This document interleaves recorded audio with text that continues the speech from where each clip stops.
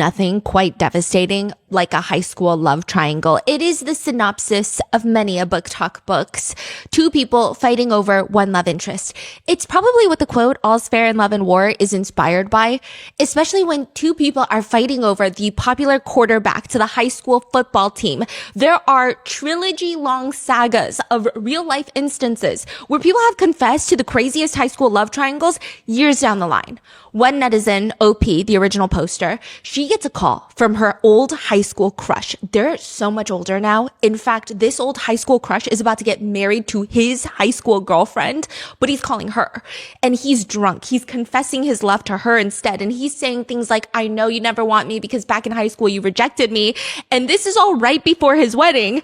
But what's crazier is the original poster, OP, is like, "What are you talking about? I never rejected you in high school." Back in high school, when they were all friends, this guy had asked his now soon-to-be wife to tell the original poster, "Hey, I have a crush on her. Can you tell her and let her know?" And this girl, the soon-to-be wife, decides, "I'm actually not going to tell her that. And I'm just going to tell you that she rejected you, and I'm going to swoop in and start dating you instead." And now she is going to be the one walking down the aisle with him. Which, I mean, I don't know how someone would even feel if they find out the truth years down the line. I don't know if that changes him wanting to get married or not. Do you still get married all over this like high school love triangle? People do crazy stuff when their frontal lobe is not fully developed. And in high school, everything means something. Like who you sit next to in the cafeteria, whose hoodie you're wearing, whose locker you're standing by between class. I hate high school. Dating becomes very territorial in high school. People decorate their crushes' lockers. They'll wear the jersey numbers to the high school football games.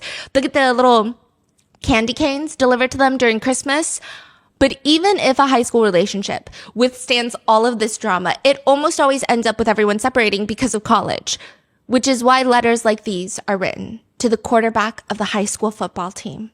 I'm glad to have you as someone who I think will be in my life for a while. And this is a real note. This is very pertinent. Even if we don't talk all the time or even at all when you're in college, I feel like our little bond will always be there. So just hit me when you want to go get wasted at a bar together and I'll send you my wedding invite one day. I know you're nostalgic AF, so I hope you look back at our time as a good one. And no, this isn't like me saying goodbye, but like I know things are going to be different. Like, bro, you were the first person who got me to smoke weed. You're always going to have that title, so we're locked in for real. And maybe one day we'll be able to go to the aquarium. I'm here whenever, even though you never say it back. I love you, and I wish you all the best. Always love, HB. This letter never gets delivered to the high school crush. Instead, it's found crumpled up in a kitchen trash can during a search warrant for Haley Beck's apartment. Because this letter is not between two high school lovebirds who are in love and their students that are separating for college. This letter is written by a 27-year-old teacher at Centennial High School who is caught grooming her student.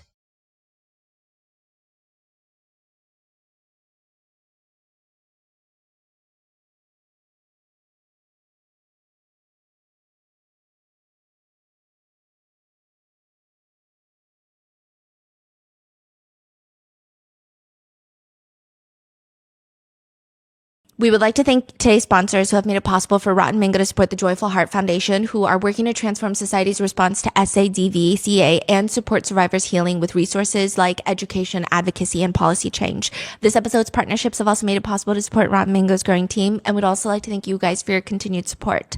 As always, full show notes are available at RottenMangoPodcast.com. Today's case involves mentions of grooming, predators in particular positions of power, harassment, CSA. Please take care while watching today's episode. Take a break. Put this on pause if you need to. We will see you back in the next episode. This episode is also currently ongoing, and so any information will be up to the date of publishing. And because there's no verdicts as of now and not even charges, all allegations are speculative, currently being investigated, and or only consist of publicly available information online. We did FOIA request this case, so we did receive like a 200-page police document. I will say, because there are no charges, there will be times where I'm quoting things from this police document, or I'm quoting other people talking about and referencing this police document. There's lots of labels of what this crime was. Some people are using the words like relationship and sex, but I just want to make it abundantly clear, this is none of those things. In my opinion, I think this is just a sex crime. I don't think that this is sex or a relationship. I think this is grooming. I think this is predatory behavior. And I think it's a crime. I think it's sexual assault. But because there are lots of people who reference it like that, likely because the victim is a male student, it's not me advocating for that. I'm just saying. So with that being said, let's get into it. Every high school has some sort of open secret. Married teachers are having affairs with each other. One netizen writes, quote, 2 PE teachers, one male and one female, they would vanish at the same time every day. She got pregnant. Her husband was also a teacher at our school, and like the whole building pretended we didn't know that that's not his baby. Dang. Which is a pretty common theme. Another netizen writes, 2 teachers had an affair and the woman's husband came to the school during lunch and beat the shit out of the other teacher in the hallway. The kids were filming it, but both teachers kept their jobs. And then it becomes one of those things that nobody really talks about openly anymore. Married parents of students are having affairs with other married parents, perhaps with a married teacher. One person stated that their high school had this weird open secret. The football coach was having a very public affair with one of the players' moms. She was at every practice, every game, always in his office. His wife was also a teacher at the school, and like the whole town knew. Another student says, our principal was sleeping with at least 2 different students' moms. He would schedule parent conferences during school hours.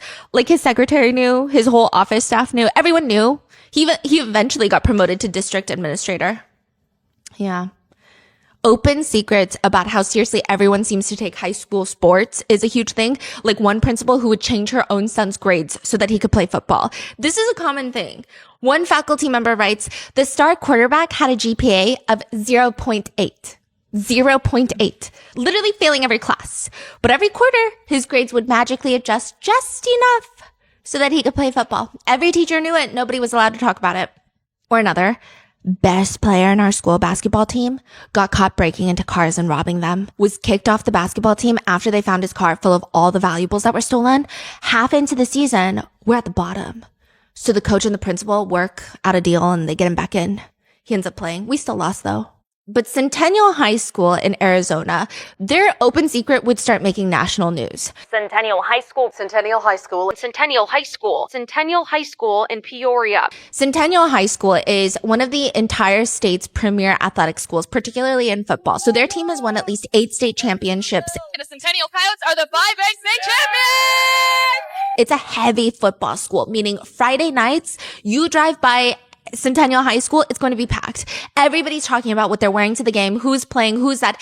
Everyone knows all the players, their numbers, all the players and their parents. Then the rest of the weekend, if you go to the best spots in town, like if you go Saturday brunch, you're going to run into people rehashing Friday night's game while eating brunch. And it's just high school football. Like it's that serious. And I grew up in the South, so like I get high school football.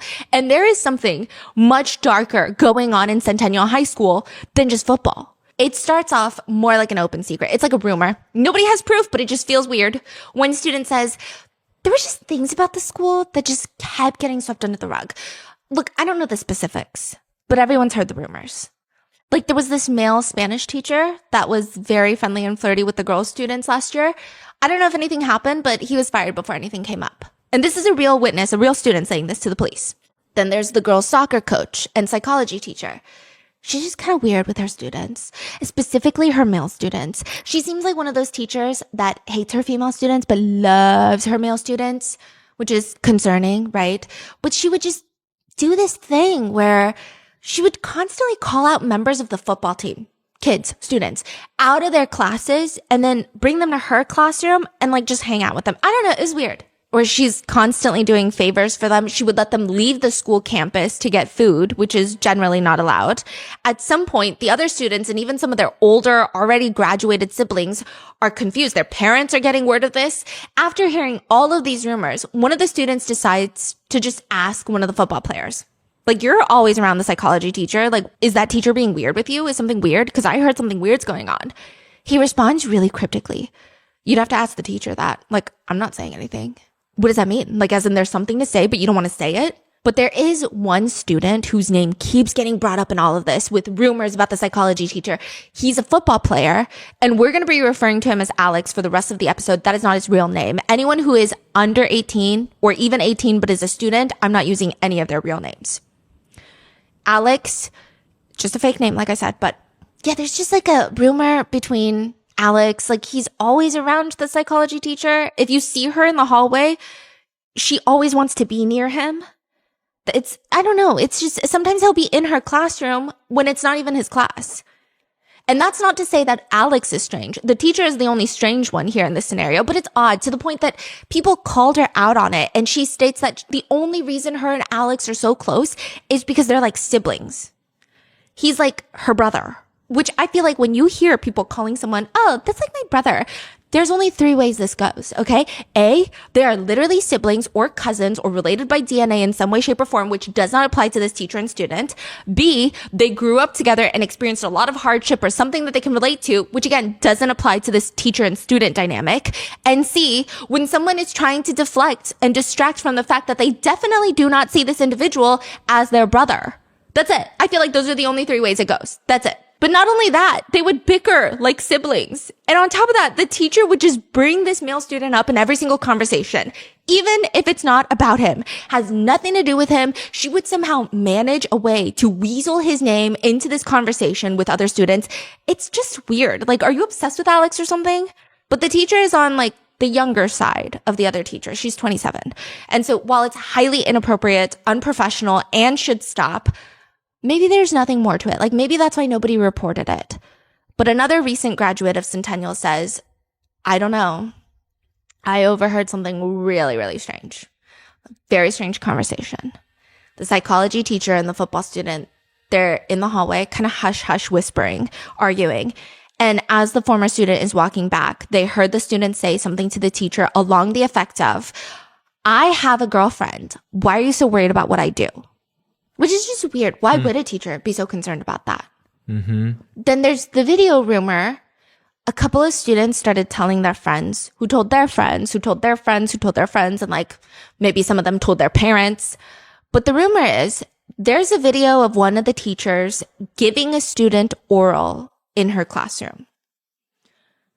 Jess is a woman on a mission. It's not an open secret if it's a literal crime.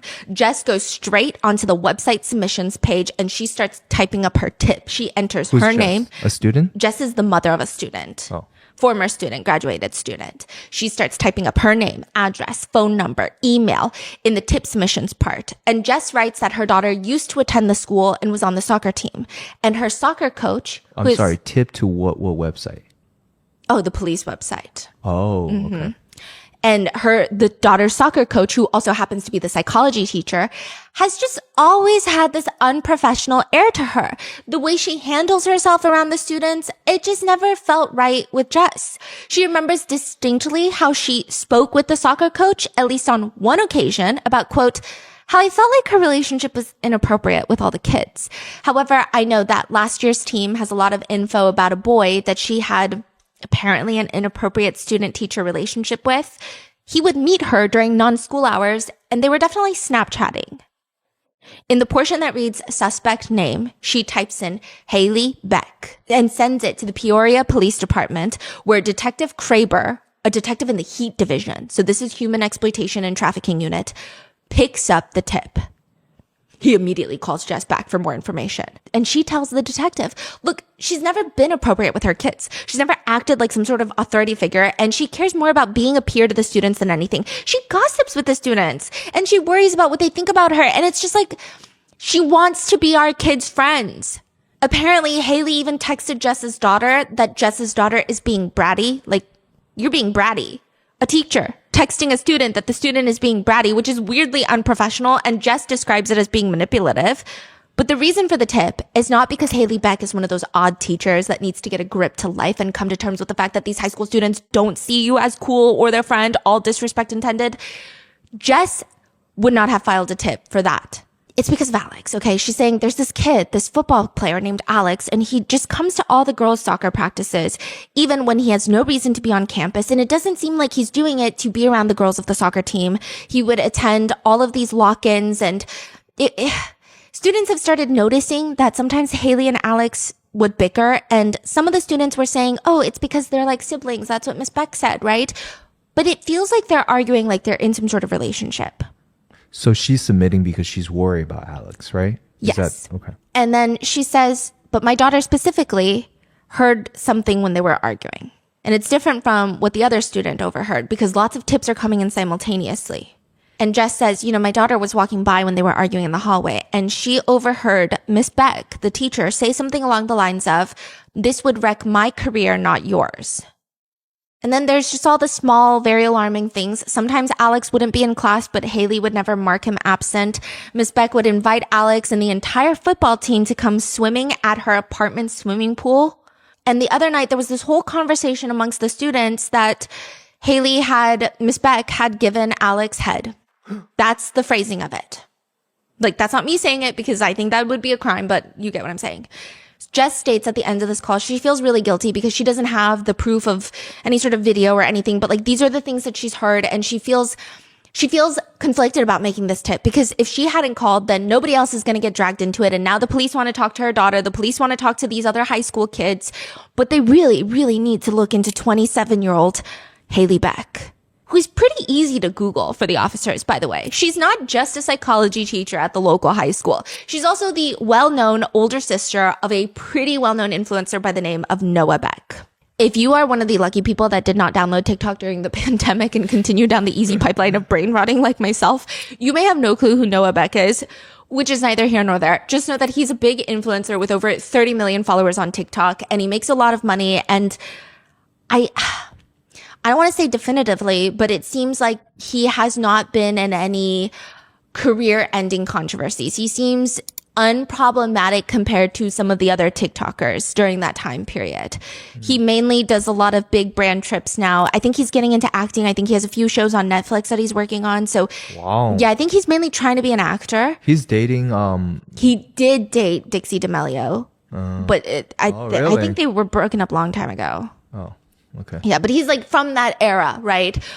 But he makes a lot of money, which may or may not be the only tiny detail that will hold relevance to this later. But he also did some family vlogs that feature two of his sisters. So you've got Haley Beck, the oldest Beck child, and it appears that she's always had the going down the right path type of childhood, while her younger siblings, Tatum Beck, her younger sister, her younger brother, Noah Beck, were the troublemakers. That's how they talk about their relationships. Crazy. Haley Beck, everyone. This is the oldest of the Beck children. She's the middle. I'm the baby. They're like, Haley Beck is like the golden kid, the perfect child or whatever. Who's most likely to go to jail? Who has more common sense? Wow. And then Tatum Beck is like the troublemaker. She likes to throw pizzas at Haley Beck. She threw pizza at me. Oh my God. Okay, well, got my hair. But is Haley Beck also a like influencer or not at all? Or she's just only as a sister? Only as a sister. So she doesn't have her own TikTok and all of She that. does, but now not anymore. It's pretty much gone. But she was never famous for her TikTok. She was really only famous for being Noah Beck's sister. And I'm assuming everybody in school knows that too, right? That's Noah Beck's sister. Yeah. And apparently, oh my God, there's like this rumor. I couldn't confirm, but there were some anonymous students that were formerly in her class that said that because she's a psychology teacher, she would use Noah Beck and Dixie D'Amelio as personality references, which was just weird, very bizarre, very parasocial. That's very interesting because you were saying she wants to be a friend. Yeah. And her brother is basically the biggest star for high school kids. Yeah. Must play a lot of roles in her brain and her interaction with the kids, right? Yeah, which makes it, I think, more sick. Yeah, Not that Noah Beck did anything wrong. Yeah. He doesn't even live in Arizona anymore. So just pointing that out. But more on that later because there is a part about Noah Beck in the police report that is unverified, but we'll get there.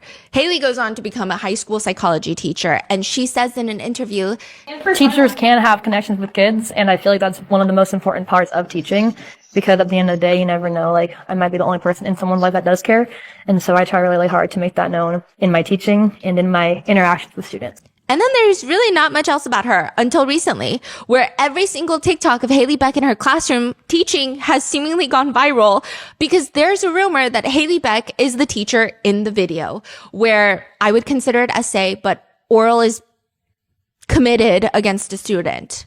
Do you remember the TikTok trend where two people would be running, filming each other?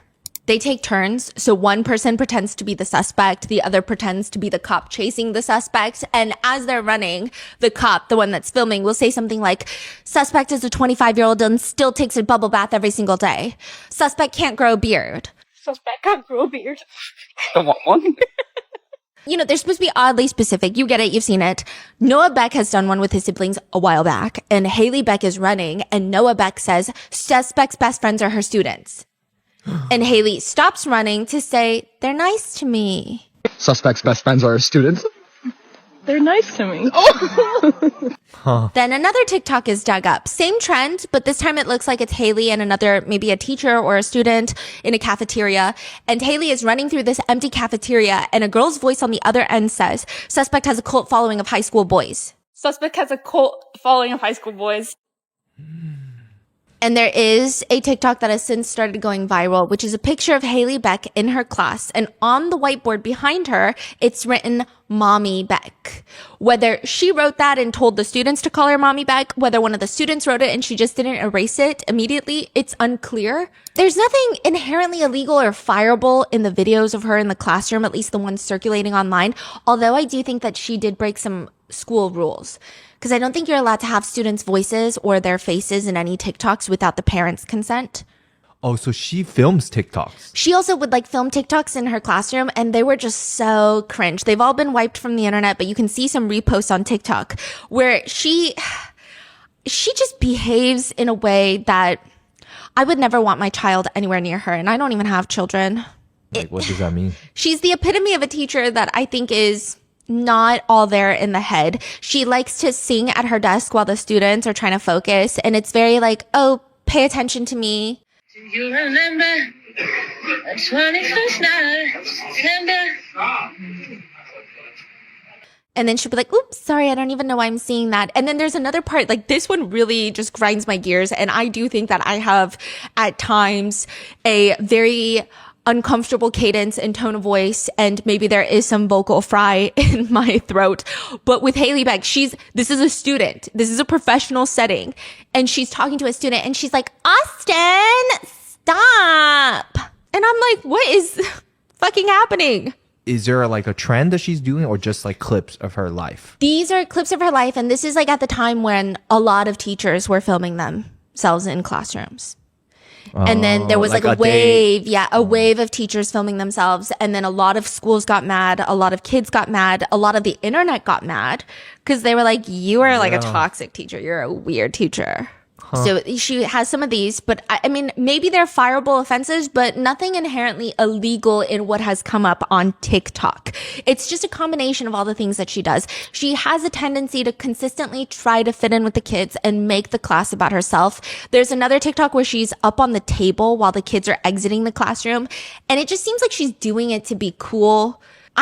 What do you mean up on the table? Standing on? Yeah, desk? and she's like watching them all leave. I don't know. Like, I just never had teachers really behave like that. It just makes you uncomfortable. She's bickering with students. Later, another student would say that the football boys and Haley Beck would constantly be making TikToks in her classroom. So I guess like the football boys would post their own TikToks.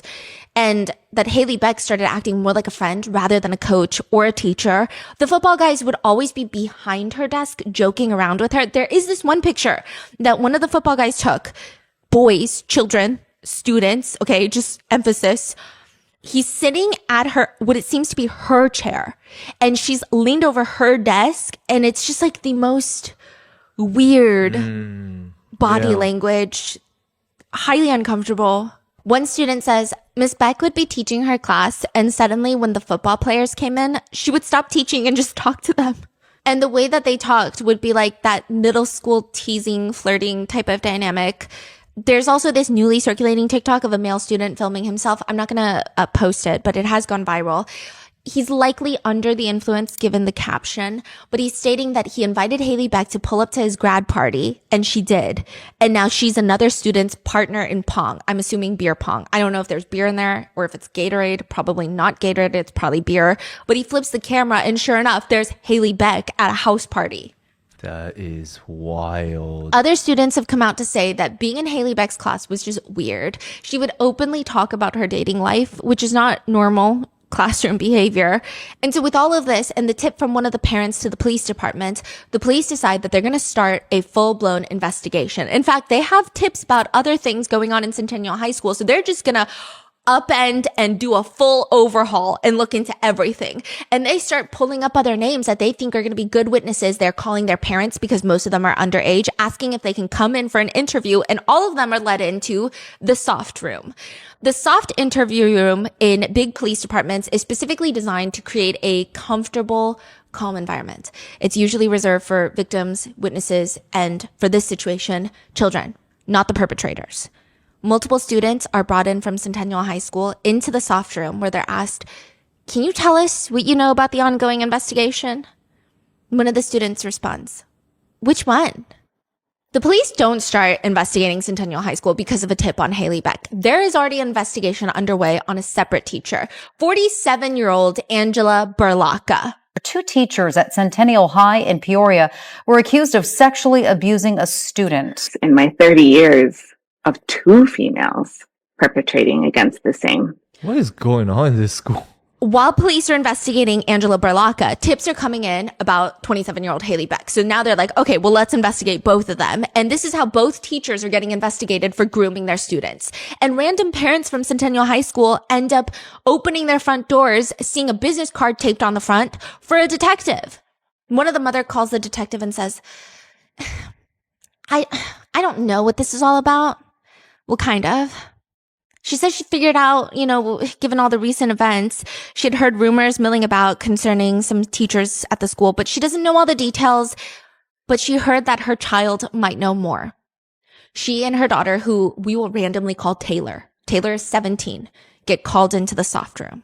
Okay, so the police, they don't do like an audio transcription. So there's an audio and video file that we were not able to FOIA, which is understandable. This is still an open investigation after all as well.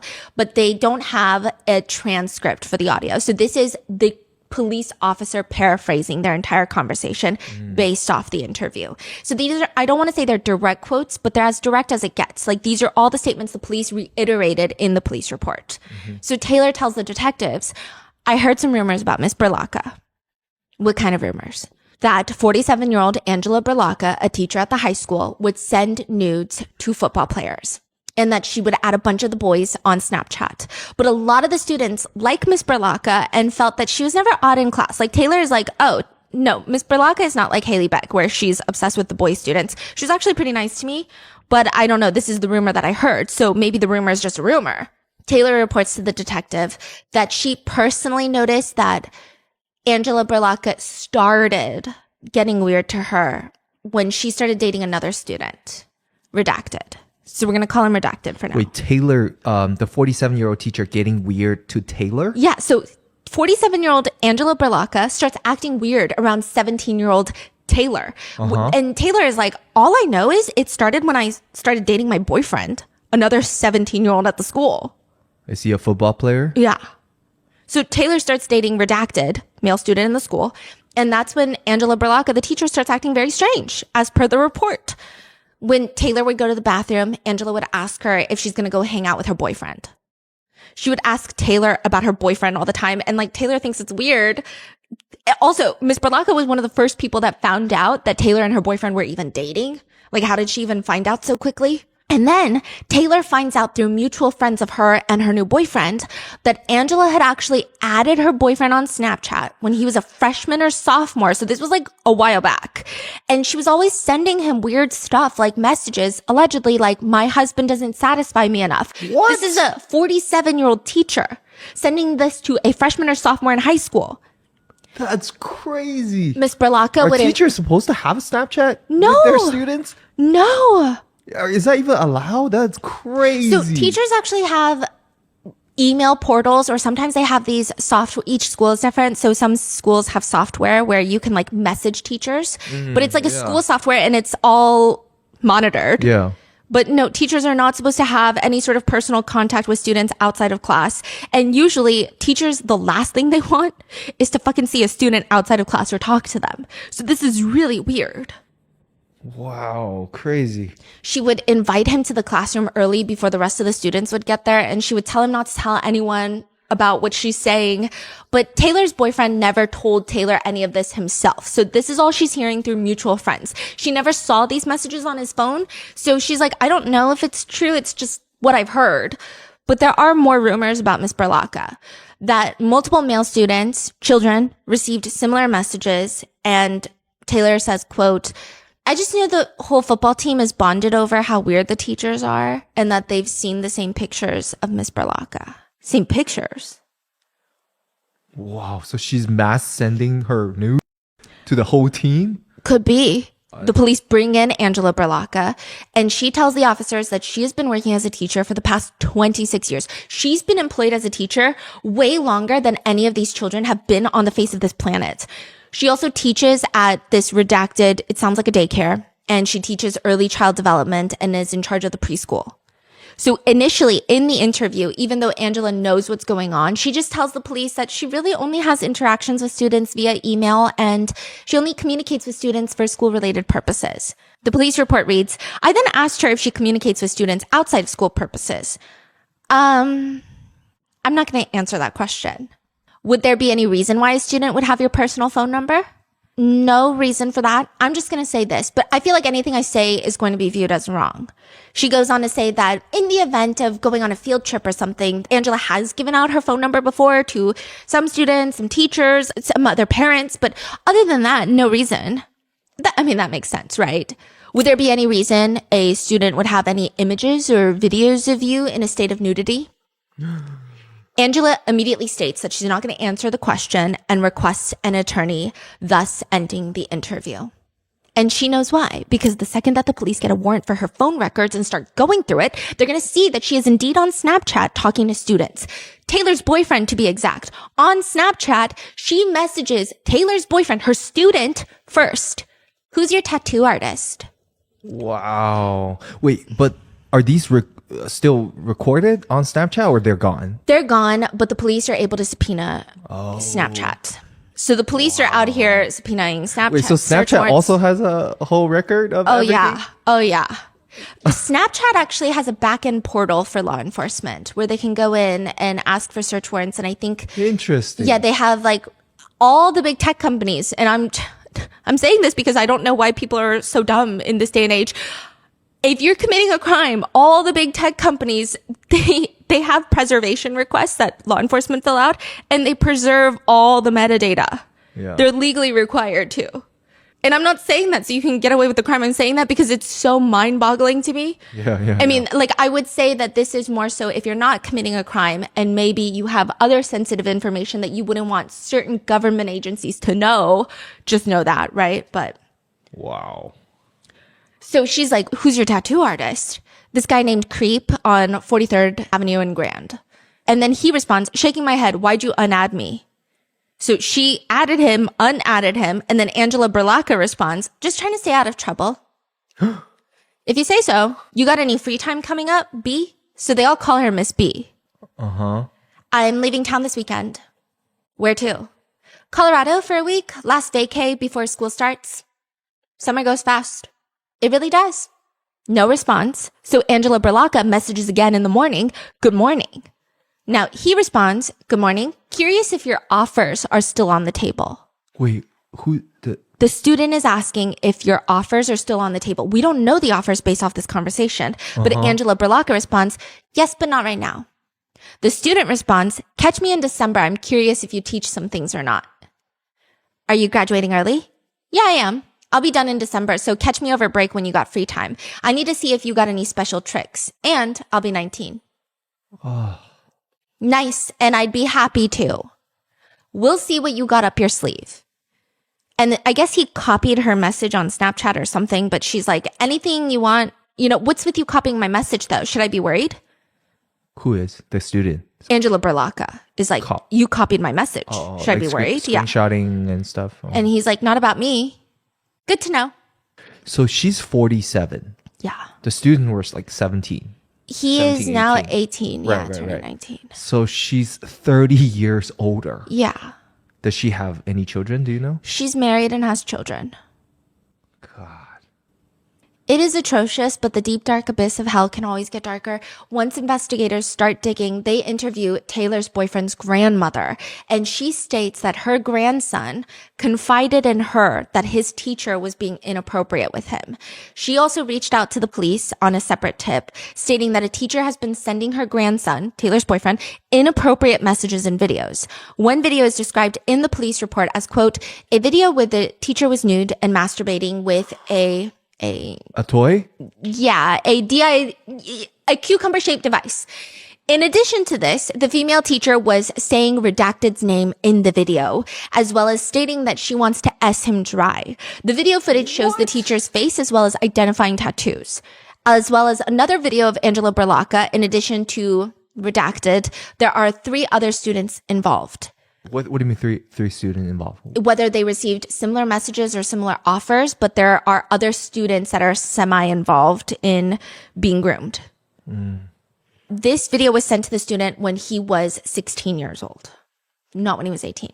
There's another video that the police find, which includes an adult female, likely Angela Berlocca, in the shower unclothed. Her face is not in it, but it appears to be her. It matches with her shower. It matches with the containers in her shower and some of the identifying tattoos. The video is 2 entire minutes long, and she's just pointing the camera downwards and like soaping up her body. And Angela Berlocca is very clearly, in my opinion, a predator. Neither of them have been charged yet, but can the same be said about Haley Beck, at least as far as this investigation right now, at this point? It's like the police opened up a can of worms with Angela Berlocca's case, and that leads them to open up another can of worms or a can of eels with Haley Beck. So they're like, okay, we've got Angela Berlocca, we've got these videos, and now everybody's talking about another teacher named Haley Beck. Like, what's happening? Another student is brought in, and she tells officers that she's heard a rumor that Haley Beck and Alex have been together since Alex, that student, was 16 years old. And that wouldn't surprise her. They're like, what do you mean by that? Miss Beck acts like she's still in high school and she's obsessed with the football team. She would mention how when she was in high school, she dated a football player. Not only that, another student states, one time I was in yearbook class, I stopped by Miss Beck's classroom. When I got there was like at least 30 football players inside. They're having a pizza party. And the student walks in and Miss Beck looks at her and goes, well, this looks weird. And she didn't think it looked weird, but now that Miss Beck said that it was weird, that made it weird. And she never allows female students to hang out in her classroom after class, but she allows all the male students. Another student who graduated states she hated being in Miss Beck's classroom. Why? She just has a weird focus on guys. Her classroom environment was annoying. She would prioritize the male students' attention over teaching. There's also rumors that she gave a male student a Christmas present, that she filmed a TikTok inside of the car of one of the male students. Like, it wasn't scandalous, but why are you in a student's car filming a TikTok? One student says something incredibly alarming, though. They state that there are at least a group of 8 to 9 football kids that she knows of where they were in a competition. And that competition was to see who could get the most inappropriate videos and pictures of either of the 2 teachers, Angela Berlocca and Haley Beck. Normally, this type of competition would be a reason for students to be in trouble because it is inappropriate, but no teacher in their right mind would ever send anyone any material for this sick competition that they have going on, right?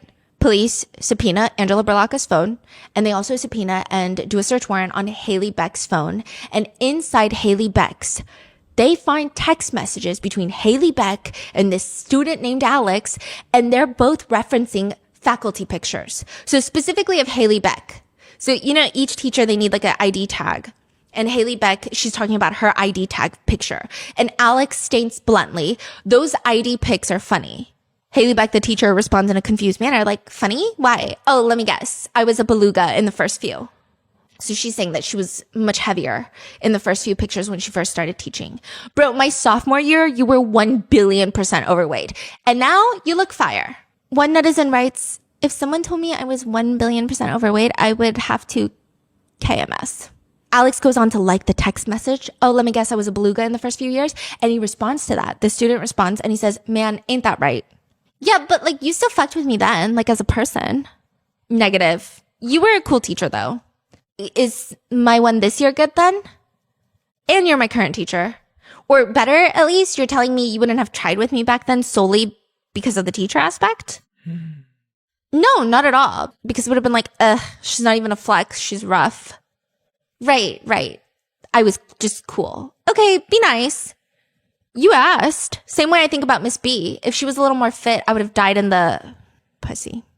Miss B? Berlaka. Haley Beck knows what's going on. Yeah. And she's not reporting it because she's doing the same thing.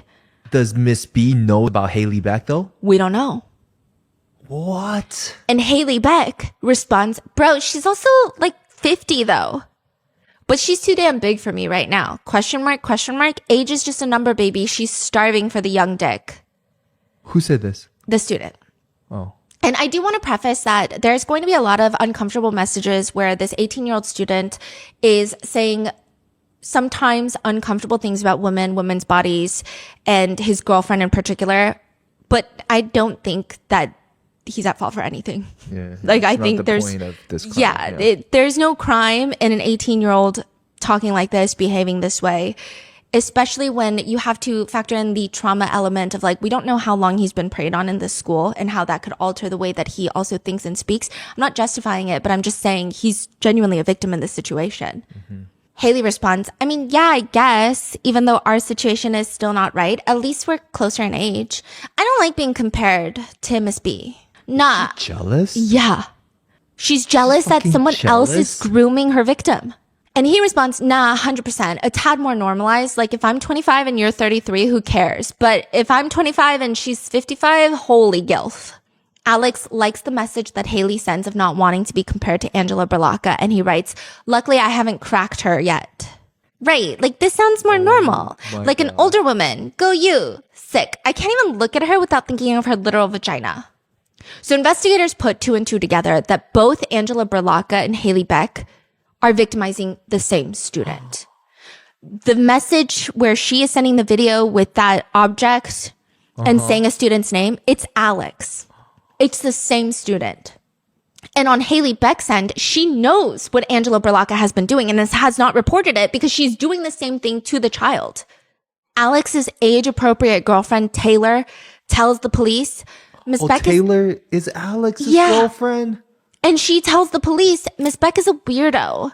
She's weird with all the students. She's weird with the high school boys. She's flirty and she's fixated on still being in high school. Everyone knows that, including the other teachers. Haley Beck would go around telling students that other teachers questioned her about being inappropriate with students or too friendly, but she doesn't even appear to be worried about it. Like, she almost says it as if it's something to be proud of, like some sort of badge of honor, that she's so cool that even the other teachers are telling her to stop being like one of the kids. Taylor says, and other teachers know about this? Yes. Or at least seems like they have an idea. Taylor says she never liked Miss Beck. She had Miss Beck for psychology all last year, didn't like her, especially because Miss Beck was always texting Alex. Haley Beck would text Alex. I mean, she would text all the football boys, but specifically Alex, and she would send him money and weird shit. According to the police report, Taylor says weird shit. And she was constantly asking Alex about his high school girlfriend, Taylor. Haley would be texting Alex, what are you doing? And with Taylor, bro, Haley would just call him weird, which Alex would get offended by.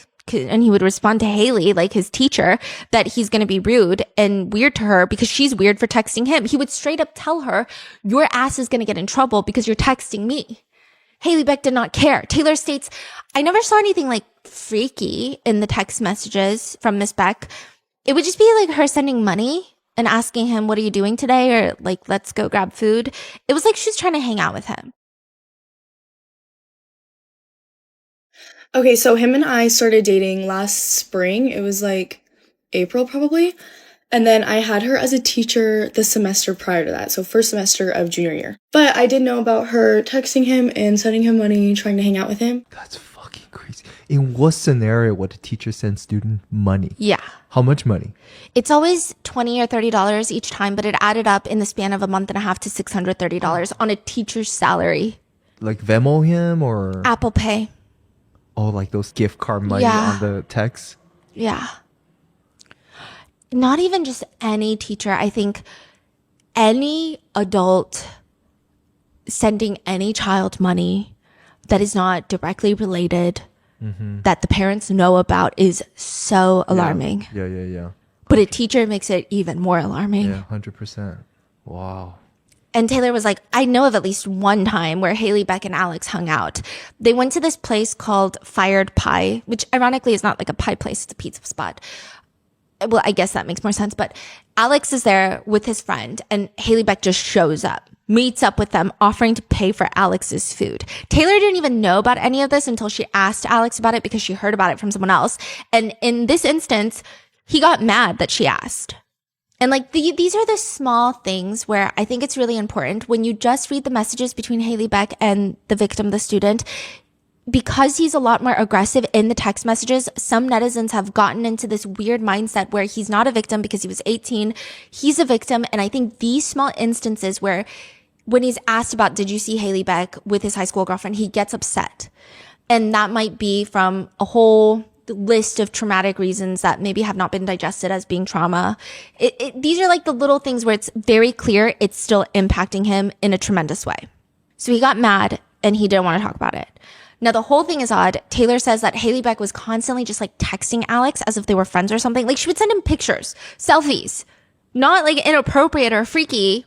That's how she phrases it, though they are inappropriate, but just like pictures of herself. And she would just be asking, oh, should I post these on Instagram? Like he's some sort of social media manager, to which Alex would respond, I don't know. Or sometimes he would just not respond at all. What would happen then? The detective is asking. Miss Beck would get mad. Also, Haley Beck would constantly save photos of Alex on her Snapchat. And Taylor, a 17-year-old, is telling the detective, because the detective is like, why do you think she did that?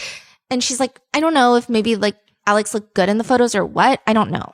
And if you read the 200-page police document, these are the moments where I feel like, okay, this is where you see the impact on these kids, because we know why Haley is saving those pictures, but this is a 17-year-old girl who is just confused why a teacher is saving the pictures to begin with, and she's trying to come up with reasons in her mind. I think these are very impactful moments that should be remembered. But the police report reads, Taylor, quote, told Alex that Miss Beck was chasing him and that what Miss Beck was doing was weird, and Miss Beck is not all that. And then March of 2025, there was this whole incident where Taylor is in the car with Alex and he's saying that he needs to drop off his school computer because someone is going to do his homework for him. And she's like, who? Who's going to do your homework? Where are you dropping off your laptop? Like your school laptop? He's not responding. So she's like, okay, I'm just not going to question it then. They go and they drop off his computer. She doesn't see who he hands it to, but now she's connecting the dots and it's very clear that it was Haley Beck's apartment.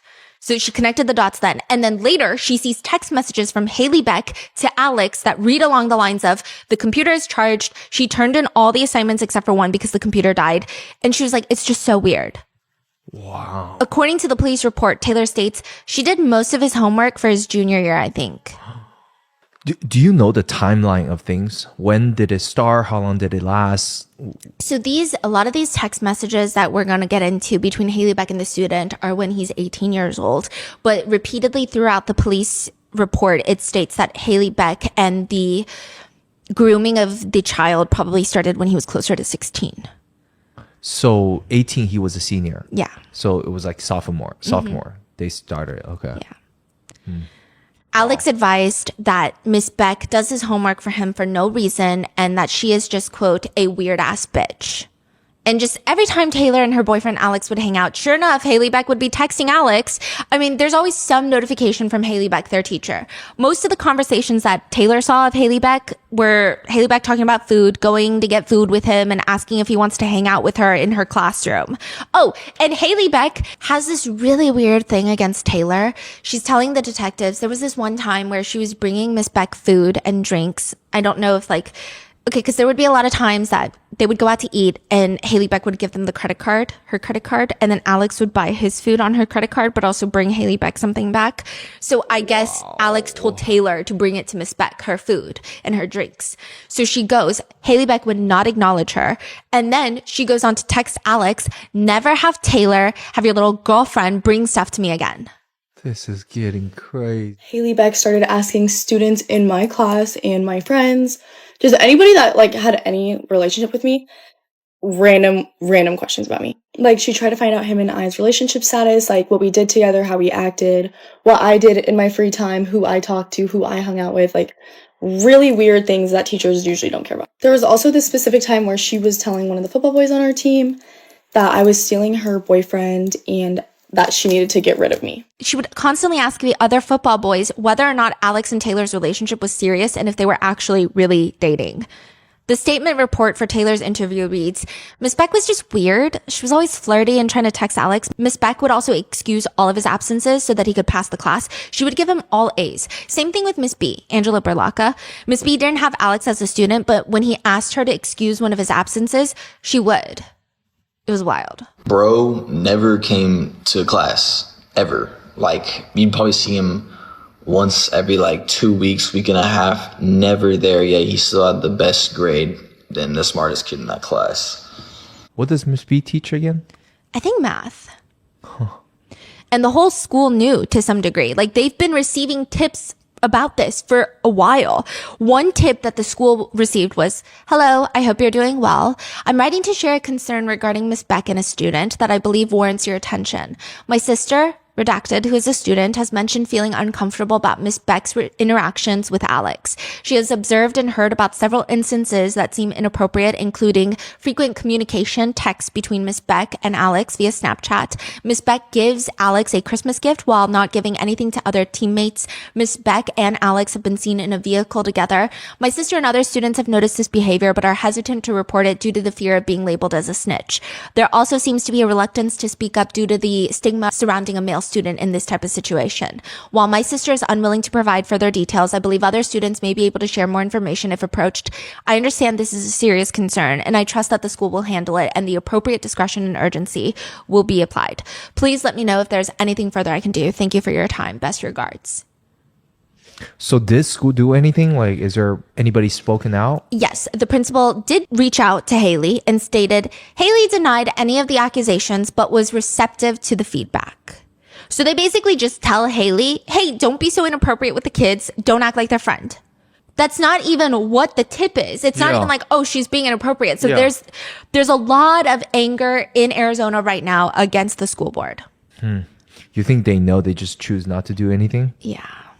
I think they choose not to do anything because it likely causes a lot of scandal.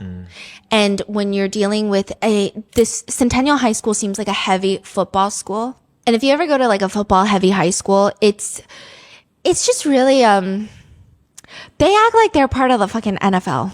I don't know how to describe it. And I do think that there is some understanding to that in the sense of like a lot of these kids, they do start their entire NFL career in high school, obviously, but the way that they don't want any sort of scandal involving their athletic teams. And I think if there is a victim of a teacher, it doesn't look good with all the parents. Yeah. I think it's easier for the school board to ignore it. And this is exactly how receptive to feedback Haley Beck was. Haley Beck messages Alex that she's in a teacher's group chat with Angela Berlacca and the other teachers, and she texts, in a group with Berlacca for our meeting feels so wrong. Alex laughs at the message because she's likely referencing the fact that she saw Angela Berlacca's videos that were sent to Alex. But she's almost acting like, oh, your ex-girlfriend's in the room with me. Like, it's so weird. Yeah. What do you mean? The other predator is in the room with you, also a predator? And you're going to tell the victim that and that you feel weird about it? Later, word spreads about a potential investigation into Berlacca. Haley messages Alex, like, what am I supposed to do about this right now? If I don't provide later, like, you can call me lame. And he's like, deal. So the provide, we're going to get to that context later. But she's like, kind of freaking out. Delete everything about me in your phone, probably. I don't think it's about you, though. So she's saying, like, I'm freaking out about this investigation. And the victim is like, delete everything about me in your phone, probably. I don't think it's about you, though. I think Miss B is in some shit, and they're trying to get me in for questioning. Haley Beck is saying, everything has been deleted. You do the same. But let me know what it's about. I'm nervous. I have no clue. I think she just got caught up with some other kids, and they said my name, and it got brought up. Are these texts or Snapchat? Some of these are Snapchat. Yeah. Oh. I have something to give you also. Okay, so as long as it's about her, I just got an email about Berlacca. What's the email about? Haley screenshots the email about Angela Berlacca being placed on administrative leave. Haley then asks, I wonder who said something. Are you going to have to call the police? Just don't text me right now. They can eat a dick. I don't know anything at all. Okay, I don't know what they're talking about. I don't know what's going on. All right, well, I hope you're not like weird with me or something, but okay. Wait. There is an investigation going on into Angela Berlacca, and Haley Beck is worried about him being weird with her, like pulling away from her. What is going on in her head? He's the one that's like, delete everything, like, get a grip. Yeah, exactly. He's like, nah, just trying not to create any new situations. I mean, you see this shit in front of your face. Like, just wanting to be like updated about your stuff, really. Like, yeah, this is like a you and me thing though. Not that it's right, but others were involved with her. So no need to get automatically standoffish with me though. He goes on to state that the police, quote, they showed up at my door banging on it at 6 a.m. on the first day of school and fucked up every plan we had up there. Didn't get to talk to any coaches or any people or anything. Wait, what? They came to your house? I gotta go. Delete this shit. You're being weird, but okay. Yo, my jaw is on the ground. Yeah. What is going on? If you were to redact both names in the messages, it's hard to say which ones are Haley Beck and which ones are the victim, because at times it appears the victim seems to have a stronger grip on reality and the circumstances. And that's not excusing anything for Haley Beck. That's just emphasizing how perverted everything is. Even the victim is more aware of the happenings and what the implications could be rather than Haley, the perpetrator. And somehow it all gets worse, exponentially worse, with all the other messages between Haley Beck and her student.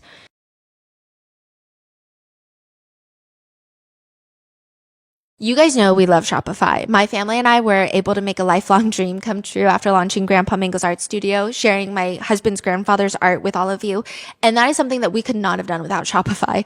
Shopify is the commerce platform behind millions of businesses around the world and 10% of all e-commerce in the United States. From household names to brands that are just getting started. And that iconic purple Shop Pay button that's used by millions of businesses around the world. It is why Shopify has the best converting checkout on the planet. It also helps boost conversions, meaning less carts go abandoned and more sales for you. My favorite part about Shopify is it's so user-friendly. From a consumer customer standpoint to a small business owner, we were able to set up Grandpa Mingo's art studio website in one sitting with their templates. And I'm reminded of how top tier Shopify is whenever I forget my card information and I see that purple Shop Pay button and I can check out seamlessly. It's time to turn those what ifs into sales with Shopify today. Sign up for your $1 per month trial today at shopify.com/rotten. Go to shopify.com/rotten. That's shopify.com/rotten.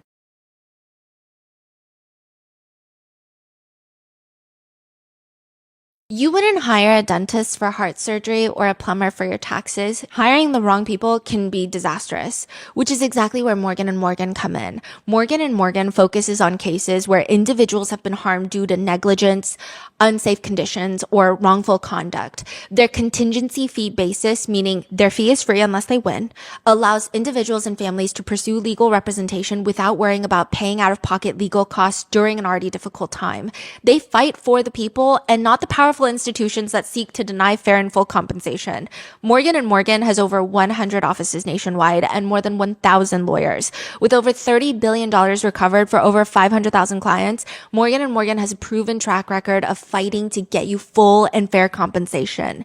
If you've been hurt due to the negligence of someone else, you can check out Morgan & Morgan.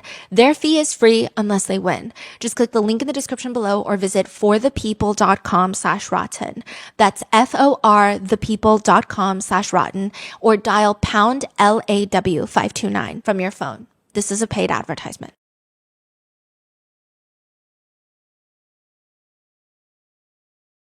It doesn't happen all the time, but when it does, it is usually a highly coordinated event to go to the movies. You have to make sure you're in the right parking lot, you have the right tickets, the right seat, and then when you're done watching the movie, you have to make sure that your eyes quickly adjust to the sunlight outside before you call your partner. Because they're at the house going through everything. Your partner is going through the trash, the laundry basket. It is invasive, but that is exactly how you carry out a search warrant. Haley is at the movies with one of her girlfriends, age-appropriate girlfriends, when one of the cops are searching her entire apartment. When she gets back, she's asking, well, can I go into the apartment and grab some water? Wait, it's like a secret search or? It's a search warrant, so they typically don't want the target inside the house.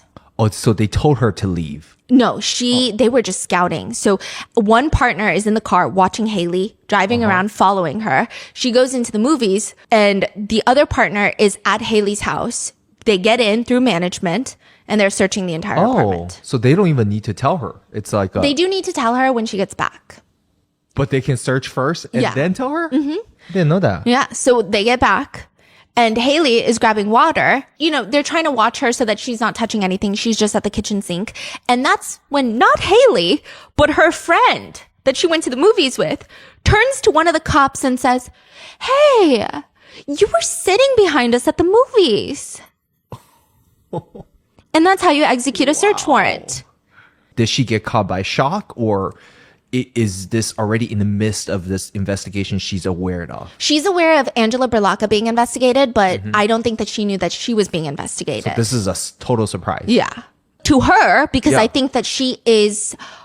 She thought everything was good. She wanted to maintain this relationship, Yeah, or whatever. I think it's a shock to her because she has nothing in that mind of hers other than predatory intentions. But with someone who might have had a few more neurons, they would not be surprised. Right. So she came home. She's like, "Whoa, police just went." Exactly. Okay. And she's like, "Okay, well, let me talk to the officers." And she says, "No, my relationship with the student Alex has been strictly professional."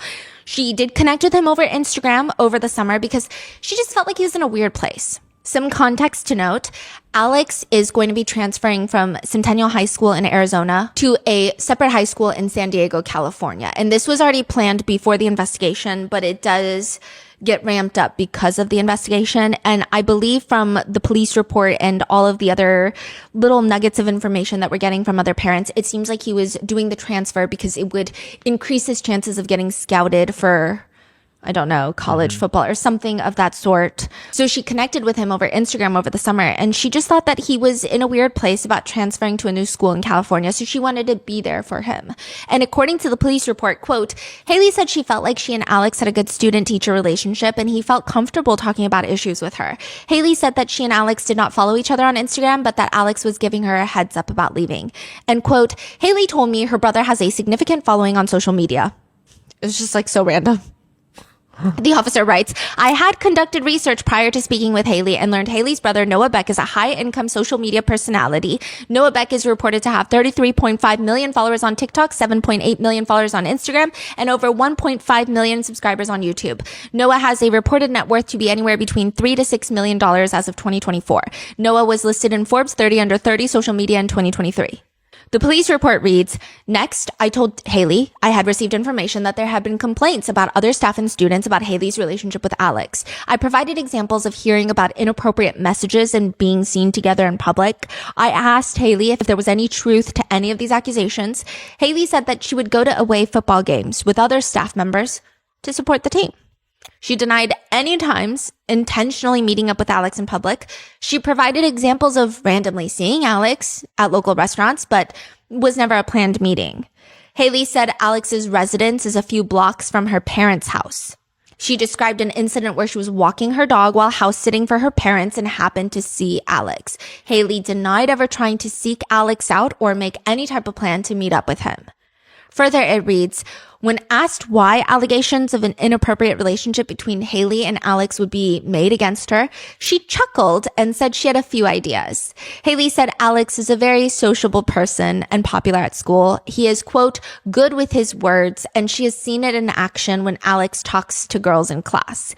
Haley continued and said the previous semester, Alex's attendance was poor. She had voiced to Alex, and he said that going to college was important to him. So Haley helped Alex with his attendance by opening up her classroom to him after school to make up for his attendance. She felt because of this, the rumors started about Alex and Haley. She said that she is equally close to her soccer students, but because they're girls, that's not talked about.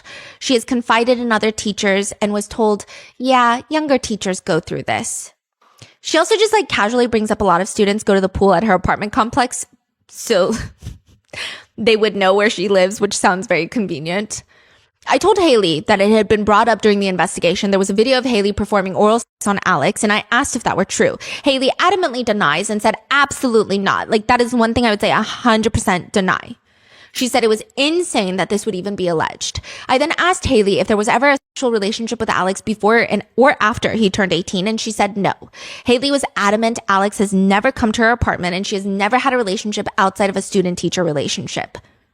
I'm still unsure exactly how many times someone has to be bonked on the head to get to the point where they truly believe that they can delete shit off their devices. But I think the number is low considering how many people are under this impression that out of sight, out of mind. Okay, surely if it doesn't show up on my end of the screen, police can't find it.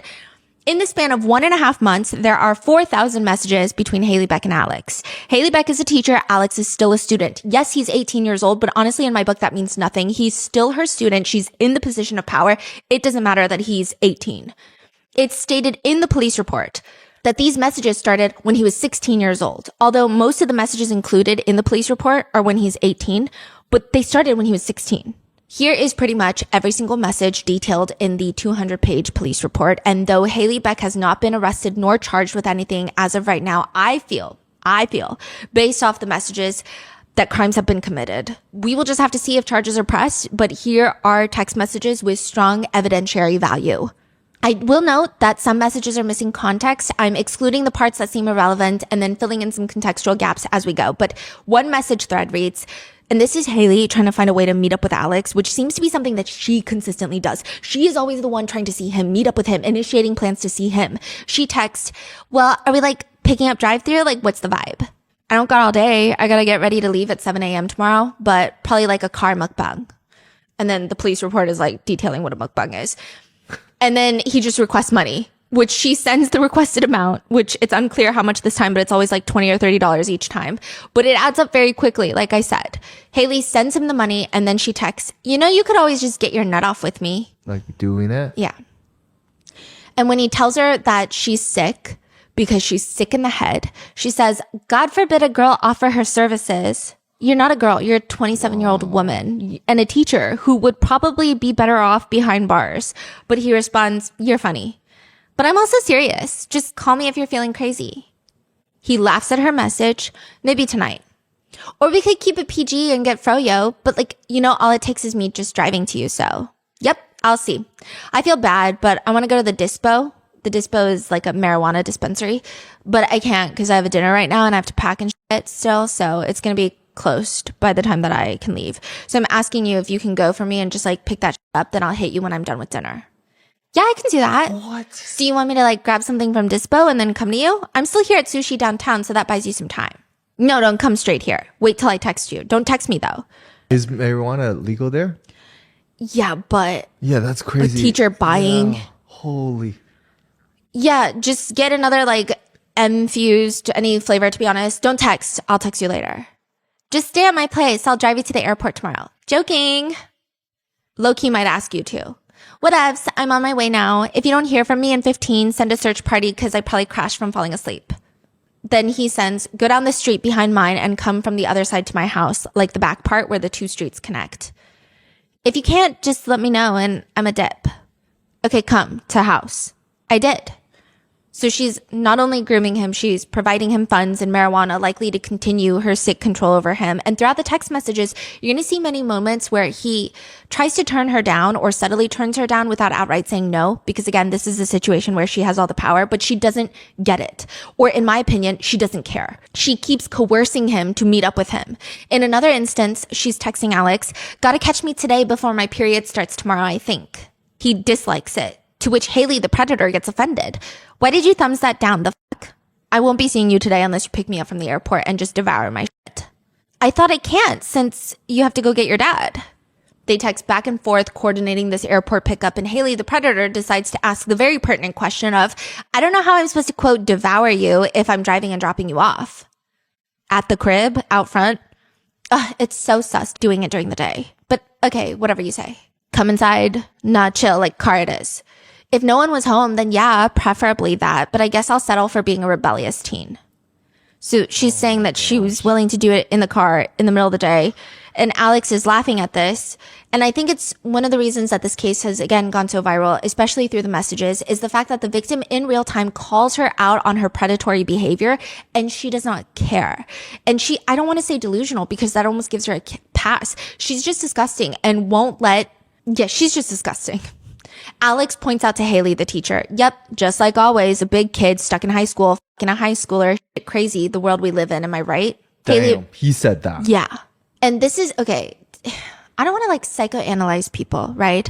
But I think this is a situation where clearly the victim he knows he's not in a position of power. He even rants to his girlfriend that if he stops texting Haley Beck, she might fail his class.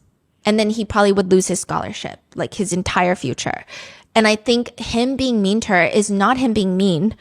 If you've been kidnapped and you're mean to your kidnapper, does it suddenly mean that you were in the position of power? Yeah. Haley responds, like, why are you complaining and making me feel bad? Like, you're getting basically a relationship out of me without the arguments and constant need for commitment and reassurance, so you're welcome. Alex thumbs up the message and responds, not necessarily complaining, clutch, sugar mama for real, porn star, all the perks for real, cars, hotel, even the apartment, what a gal. Yeah, and all the while you have a girlfriend on the side, but at least you know that I'm not going to start with arguments with you randomly. Like, I don't know if this is supposed to be a compliment or offensive. Compliment. You're just not in a porn star body, that's all. Alex then likes the comment that he has a girlfriend on the side, and he responds, I live a wild life, what can I say? And he responds to Haley saying that at least she doesn't start arguments with him randomly, to which Alex responds, cap. And Haley's response is, and there's the insult. Is it really an insult if it's just a fact? So is this you admitting you have a girlfriend? Because if that's the case, I'm not doing nothing with you. I don't have a girlfriend for real. Okay, thank you. I really hope you aren't trolling me though. Because weirdly, like, that is when I would cut everything off. Like, us being cool, just like my physical and money services. So I hope you aren't lying just to keep it. More on the money part later, but she's talking about her services and Alex laughs at the message and he responds, nah, for sure. I mean, if I was 27 and I had a boyfriend that was a cop, she's dating a cop. Allegedly. What? While I'm breaking the Wait, law. Are you kidding me? Yeah. And where is he in all of this? We don't know. Probably not involved. Mind blown. That's yeah. fucking crazy. And he points it out. He's like, I mean, if I was 27 and I had a boyfriend that was in caps, a cop, while I'm breaking the law with my student, I'd probably be conservative with my services as well.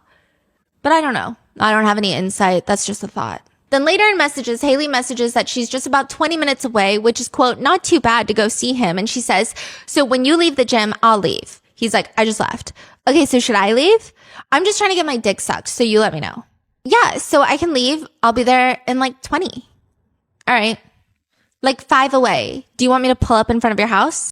A little before, not in a light. So like not at the light, I guess. Be there in 2. Literally, I was already like walked out fresh out of the shower. And as soon as I get downstairs, the sharpest pain in my stomach ever, straight bubble guts. So he's saying like his stomach hurts. This is the same thread? Yeah. Okay. It's unclear if she met up with him and assaulted him, but I don't know how much clearer the messages can be that something has at least on multiple occasions occurred. But there are further messages where they're making more plans to meet up once more. And of course, it's always Haley initiating.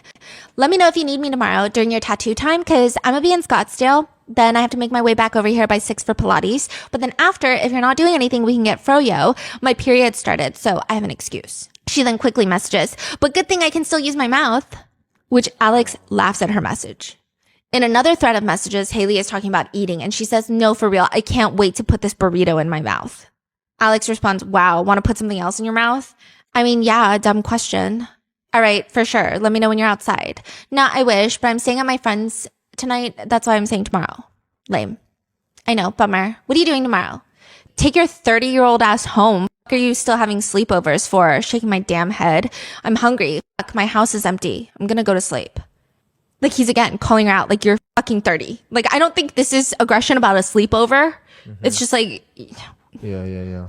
And she's like, because I drank and I'm being responsible. I'm about to smoke a selfie. I don't know what that means, okay? But here we go. Brother, what are you doing tomorrow? I'll suck your dick then. You're gonna pass out. I don't know yet, okay? I know, after I eat this burrito, I'm gonna pass out. Okay, well, add me to your plans. If I get an opening, I should. Oh, cut it. You don't know what you're doing, but you're saying that if you get an opening, okay, interesting. Like, prioritize me if you want my mouth around your D. And she spells it out, but... Even the police are getting dumbfounded on how to label these messages, with the description of this text thread just being, quote, in these messages, Haley and Alex have a conversation about the Kesha concert Haley attended, and there is reference about Haley performing oral sex, and Haley blatantly tells Alex she will suck your dick tomorrow. In another set of messages, Haley offers to come see Alex and help him turn his brain off, to which he responds quite vulgarly, and just get my balls licked. Sure, if that's what you want, balls licked, sucked, let's run it. I don't even... But like, come now if you're at all available, or just confirm you'll come at 11 so I know to stay up, LOL, before I get too tired to perform well. In another message, Alex states outright disturbingly, bro, you blow my shit every chance you get. Taylor, Alex's girlfriend, tells the police, again, Haley would just always send money, and it was so random. Alex figured that he could take it to his advantage because then he wouldn't need a part-time job and he could focus on football. So he would just text things to Haley like, hey, you want to get me a pizza? And Haley would just like promptly send over $30. If Alex was leaving campus for lunch, Haley would give him her card to buy lunch. Alex's girlfriend Taylor would state that there was at least one instance where Haley Beck sent Alex money only if he, quote, come over and watch a movie with me. It's unclear to Taylor if he ever went to watch a movie, but like, it was weird. And it's pretty clear to authorities that it doesn't just seem like Haley Beck used her power imbalance over Alex. She also seemingly tried to control him with her money. And again, it's easy for someone to say, oh, well, the victim could have easily just gotten a part-time job and like they didn't want to do this because they wanted the money and they didn't want to cut it off. That's not true at all. There are multiple instances where Alex tells his girlfriend that he's worried that if he cuts off Haley Beck, that she's going to retaliate. And in any situation, regardless of their age, it's not unnatural for victims to then start thinking, well, at least I can try and get something out of this situation, because it's easier for our brains to process that than it is to process abuse. There are messages between Haley and Alex is texting her, are you going to be daily allowance service for this trip? So I'm not sure what trip it is. It could be like an away game, family vacation, but Haley is not attending. And Alex inquires, do we set a benchmark or do I just ask by the item? Like, what are we thinking here? Haley sends him a photo of a phone game with the words, have you ever played this game? I feel like you would like it. And then she responds to him, this sounds like an official business deal. I don't know about deal, more about communication. Yeah, communication is always good. Don't get too crazy with the demands, but I'm sure we can work something out. LMAO, nothing you haven't seen before, probably just when I'm hungry. I'm going to eat probably at this connection in Houston. So I think he's talking about a layover. It's fun, referring to the game. Anyways, go get some food. He requests money. Haley sends the money, and she also sends a picture of her neck. She appears to be outside tanning, and her neck is exposed, and her head is tilted to one side, and there's like a red mark on her neck.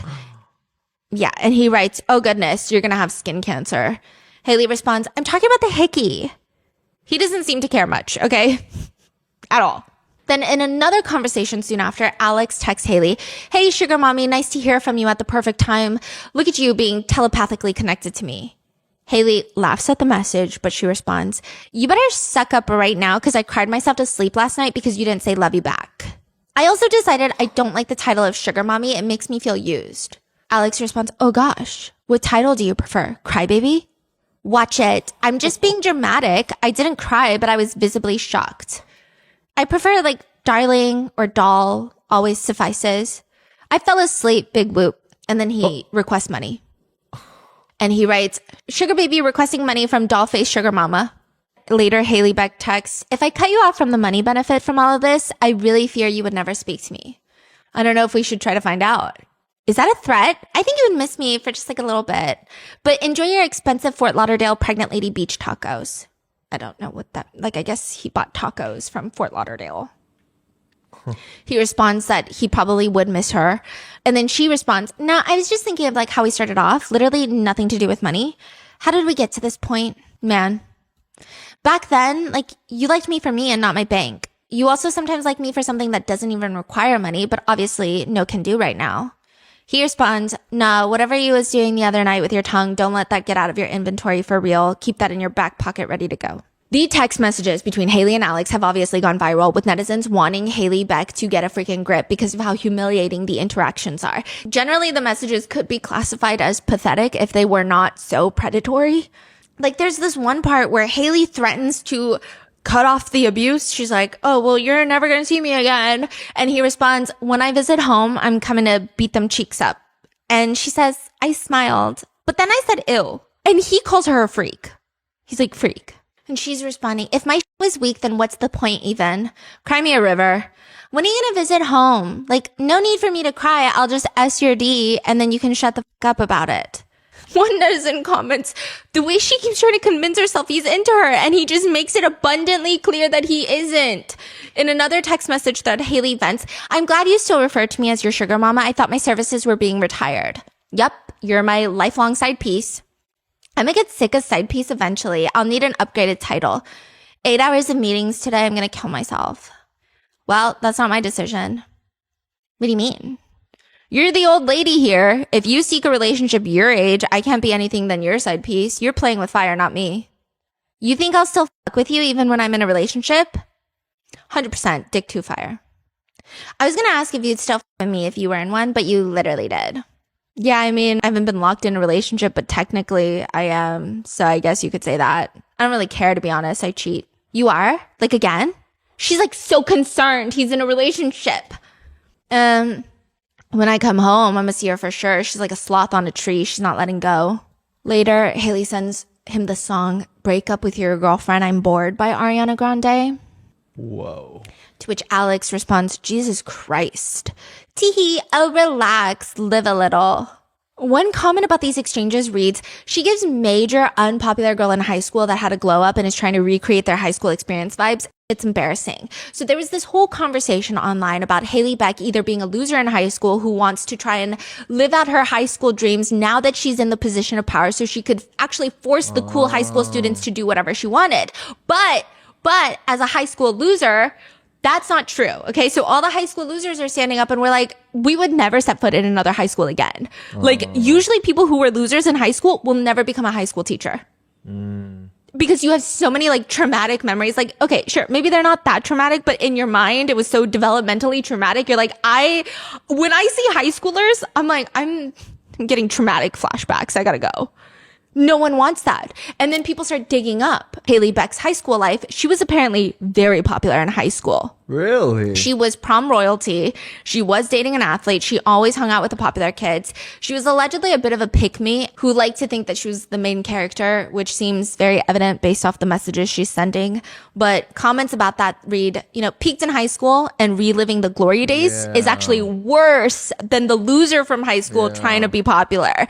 If she weren't a child predator, I would pity her. Another comment reads, this was always my assumption. I don't know anyone who was unpopular in high school that wants to go back and relive it. Usually those are for people who peaked in high school. And Haley it's going to get worse. She's going to go to the Post Malone concert. Haley Beck is. And she tells Alex that she's going to give him $5 for every compliment. And she sends him a photo of her outfit. Wait, just like compliment me on my photo right now. Yeah. Haley sends a mirror selfie. She's wearing black boots, blue shorts, a black sleeveless shirt, and like a brown white trucker style hat. It's taken in what appears to be her bedroom, and she sends it with the words, posty fit check. One compliment gets you $5 gas money. And he says, well, I'm gonna have to shell out about 5 compliments. Better start now. Well, no, now they're forced. I don't want them anymore. It's too late. He responds, I think your boots are very fitting. They proportion well on your legs. Plus $5. I think your top is cute because of the furry lacy look. Plus $5. I think the hat is fire. Plus $5. Okay, belt. I see that. Plus $5. And I like your hair straight. Boom. Just like that. The saddest $25 ever. Haley responds, was that hard for you? Be honest. She responds specifically to the compliment about her shirt, about the frayed lacy look. She says, you should have seen me in the last time I wore this shirt. This shit was tight on me. Crazy. He does not care. He's just like, cough it up. He literally says, cough it up. You look good would have sufficed. Why the hell are you driving 72 miles tonight? She's asking him because he's like talking about how he has to drive. And he's like, you said 5, okay? Bro, because I have to go to this dumb youth camp at North High and then go to Anthem to sleep before I leave for tomorrow morning. Sleepover in Anthem? Don't forget to come get me. Just kidding. That is where I will be. Maybe. She sends him $25 Apple Pay with the reason compliments. Oh my goodness. And she says, the concert won't end until like 11ish. I would feel bad making you come get me. Yeah, I'll be asleep. Okay, well, see you never. I was gonna make you drive to get me drunky snacks. And she sends a photo of like 2 twisted tea cans, so I guess they're alcoholic beverages. And she talks to him about going to Anthem so that she can eat Alex. And she texts him later, come pick me up. I'm literally pulling up to my grandma's. Well, Tanger Outlet, I want to hang. And he says, I'm overly far. Well, what is there to do in Anthem? Nah, you gotta go to sleep. And he's like talking about where he's got to drive to next. And so she's like, so there's nothing we can do about it tonight. And he's like, I mean, I guess you could Uber here. And she's like, Anthem ain't too far. I'll let you in. To your grandpa's? And then in the morning, you can drive my car home. What can I do at your grandpa's for real? I'm capable of driving, not gonna lie. Then my car is stuck out here. And then in reference to like, what is she gonna do at grandpa's? He's like, LOL, eat me. I don't know. Well, yeah, duh. But like, what about your grandpa? He's almost 70. He'll be asleep. Okay, but like, be so realistic right now. Is me pulling up weird? And by the time I get to you, it'll be late. But like, I want to. And she complains nonstop in these messages about being a so-called sugar mama, aka a predator. But when Alex says he's going to be less available, Haley responds, no, like, I know you have stuff to do and people to see, but don't forget about your sugar mama. Over the span of 3 months, June, July, and August of last year, she sent him $630. And one of the transactions, Haley writes into the transaction that this money exchange feels like straight prostitution. And netizens are just commenting about this compliment chat thread. It's gone viral. Some people are saying he's funny, not gonna lie. This is so sad for her. He definitely chat GPT'd the compliments. Like, why is he kind of iconic? And then some people are saying, none of this is remotely funny, by the way. Others are just saying, if I were her, I would never show my face in public again.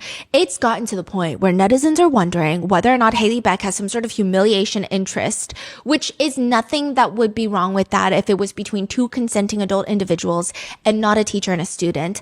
But the messages are just so humiliating for Haley Beck that netizens have started wondering if that's something she's into. Other text messages between Alex and another male student have been included in this police report, which I know why the police included it, because it's very evident that there was sexual interactions, aka crime, that occurred between Alex and Haley Beck. And Alex has told another student about it. But I also think it's included because fuck you, Haley Beck. Fuck you, Haley Beck, okay? Alex's friend asks him, how is it having your teacher eat the dick? Easy, laid there. Then she was like sweating on me and shit. Her belly was smacking my belly.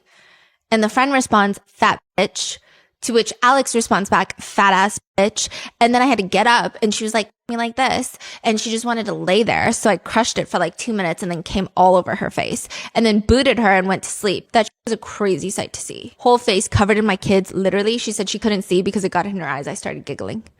I will say these are not appropriate ways to talk about any sort of interactions, but that's not really the crime here.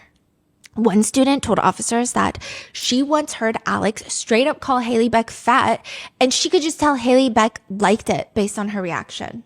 What? Yeah. There was like a small snippet in the police report, and it just seems like she's just weird.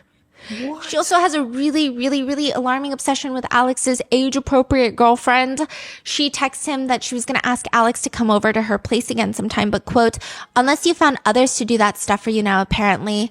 I knew it was going to happen, to be honest. Like, you chose to be the nice guy. There's no compromise in breakups, but somehow she's still going to do the same shit. Like, do it now when you have the opportunity to be the one that didn't do anything wrong, or else the cycle will just keep going. But your life, do you. I just feel like you were so ready to be done. She's just encouraging him to break up with his age-appropriate girlfriend over and over again. And then she messages things like, hopefully you still enjoy me sucking your dick, so let me know when you want that. To which he laughs at the message and responds, got it. I feel like the things are going to change between us when the school year starts again. In another text thread, Haley texts, I need approximately a 1-day break from S-ing your D. My throat is not well. He says, you can have until Monday. Now, I can go as early as Saturday. I'm a champ. Gotta get it out of my system before you leave for Cali. In another thread, she says, night, night. Hit me tomorrow for brekkie, lunch, dinner, movie, a suck, you name it. I'm a free bird tomorrow. And like, these messages are so bad. Some netizens are commenting that she was victimized by the victim, which I don't think is true. I hope that that's a very dark joke based off the text messages.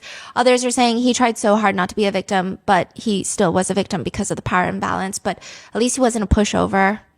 Others are commenting, why is she so down bad for a child? A more thorough netizen comments, there is something deeply, deeply wrong with every text exchange. I mean, it's baffling, so disturbing. It's just another added layer of creepiness that she was subjecting a teenager to her humiliation kink. The kid wanted nothing to do with her, but she was grooming him and sending him money to try and keep preying on him. It's detestable.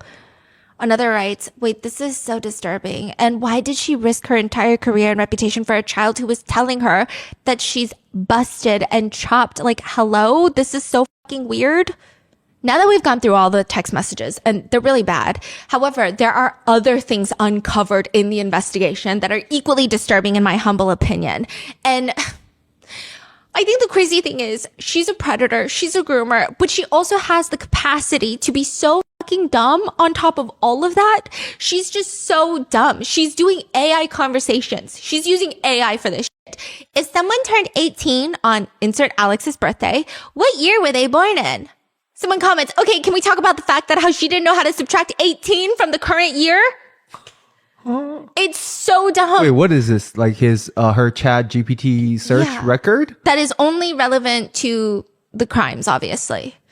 But it was Alex's birthday that she had put in. I mean, I think the annoying part about how dumb she is, I'm not saying this, oh, we need to feel bad for her because she's mentally stunted as a teenager. I don't think that matters at all. It should only make people more upset that the school didn't catch on earlier to what was going on because she's not very bright to cover it up in this very meticulous, expertly crafted manner. She's just dumb. She's bozo. Remember the alleged circulating oral sex video that Haley insists to the police officers is not real, does not exist? God, no. 100% no. Haley texts Alex about this video that definitely doesn't exist at all. And she says, hi, sorry, I have a serious question / problem. What's up? Why did Redacted just randomly text me saying she heard some crazy stuff about me? And so I said, what? And she said, Redacted apparently said you were going through your phone pics and showed a video of me sucking your dick. I don't know when or to who, but like, why is that a thing? Who is Redacted? Redacted's girlfriend. I don't know. That's a pretty crazy, wild rumor. I mean, scary thing is, it's not a rumor. Says who? Sounds like a rumor to me. Well, it's not a rumor that you have a video of me, if not multiple, but like, I'd hope you weren't dumb enough to show your guy friends or like even tell them. No. Like, I'm not going to be mad, but clearly he knows about all this shit we do. And that is more than I wanted him to know in the first place. But as long as no one else knows, like all I've ever cared is if you're honest about that part. So this video definitely exists somewhere. Okay, so at that point, she's aware that he has this video. Is there any moment of her expressing fear or concern of, I'm going to go to jail for this? No. All her fear and concern is about him becoming distant and acting standoffish with her and moving to California. You think the thought never came across her mind? I don't think so. Even this text message thread where she's like, why is this a thing? It almost feels like she doesn't mind that much if other guys saw it. Interesting. Yeah. And again, just some people, based off of the very limited text messages that we have in this police file and the interactions between Alex and Haley, they feel like Haley is just obsessed with this one child. Maybe it's a one-child grooming incident. There is no such thing as a one-time groomer. In another series of messages, Haley asks Alex if Alex's roommate, quote, want in on the action too? I'm kidding. Wow, you really are just a bucket. Like, you would dead do that shit too, I feel like. You're insane. A bucket? Bro, he could very well be a minor and I would never do this for a stranger. Wait. What? He called her a bucket. Basically like a rag. And she say, what about a minor? He could very well be a minor, referring to his roommate and saying, I would never do this for a stranger. But I just, for some reason, I don't feel like she was kidding when she said that. Yeah. During the execution of the search warrant in Haley Beck's apartment, police come across a few things first. The police report reads, in the laundry area inside a blue folder on the shelf, I found a handwritten note listing Haley's usernames and passwords for several accounts, including her social media profiles. This note was photographed and not collected. They move into the bedroom where they find a green notebook on her bedroom floor and what appears to be a page ripped out of it. And that page is now sitting in the kitchen trash can. This page is a handwritten letter written by none other than Haley Beck herself for her student, Alex. The letter reads, and this is slightly condensed, but not really much at all. It's a very long letter, so I apologize in advance for how uncomfortable it's going to make you. But this is the letter that she wrote and was going to give to Alex before he goes to San Diego to transfer high schools. But why did she trash it? I don't know. Did she write it and then type it out? Did she like rewritten? This is a draft. Yeah, maybe it's a draft. She says, Alex, Your pob's gonna think this is cheesy as hell, but you know I'm a words girly. I know, you aren't dying. Plus, you're literally just a text away, but I had little notes from people when I was studying abroad, and I would just read them whenever I was feeling a little lonely. Obviously, with you being away from your closest people, you may feel that way at some point, so read this if you do. I'm really proud of you for choosing yourself in this situation, even though I know it was tough. It's kind of crazy to look back, plus realize in my 2 years of knowing you, our relationship has changed so much.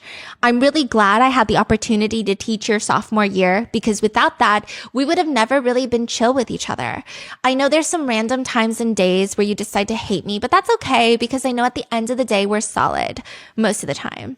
I genuinely feel like you're a brother. Weird. Maybe like a cousin or like a stepbro. Plus, I truly never thought I would be in this situation with you, but I'm glad to have you as someone who I will think will be in my life for a while. Even if we don't talk all the time or even at all when you're in college, I feel like our little bond will always be there. So just hit me when you want to go get wasted at a bar together and I'll send you my wedding invite one day. I know you're nostalgic AF, so I hope you look back at our time as a good one. And no, this isn't like me saying goodbye, but I know things will be different. But don't forget our first pickleball hangout, plus how you wouldn't get out of my car for like 3 hours, or our Sonic run after your state game, or all the random times you quote fell asleep on my couch just waiting for me to invite you into my room, LOL. Ooh, or our go-kart experience plus our word games at Shake Shack. You know, for, quote, this relationship being extremely wrong, I feel like we have really made the most out of it. I'm glad I got to come to your tattoo appointments, even if you just wanted me to bring you food. All of our car hangouts were fun too for eating, plus other stuff, LOL.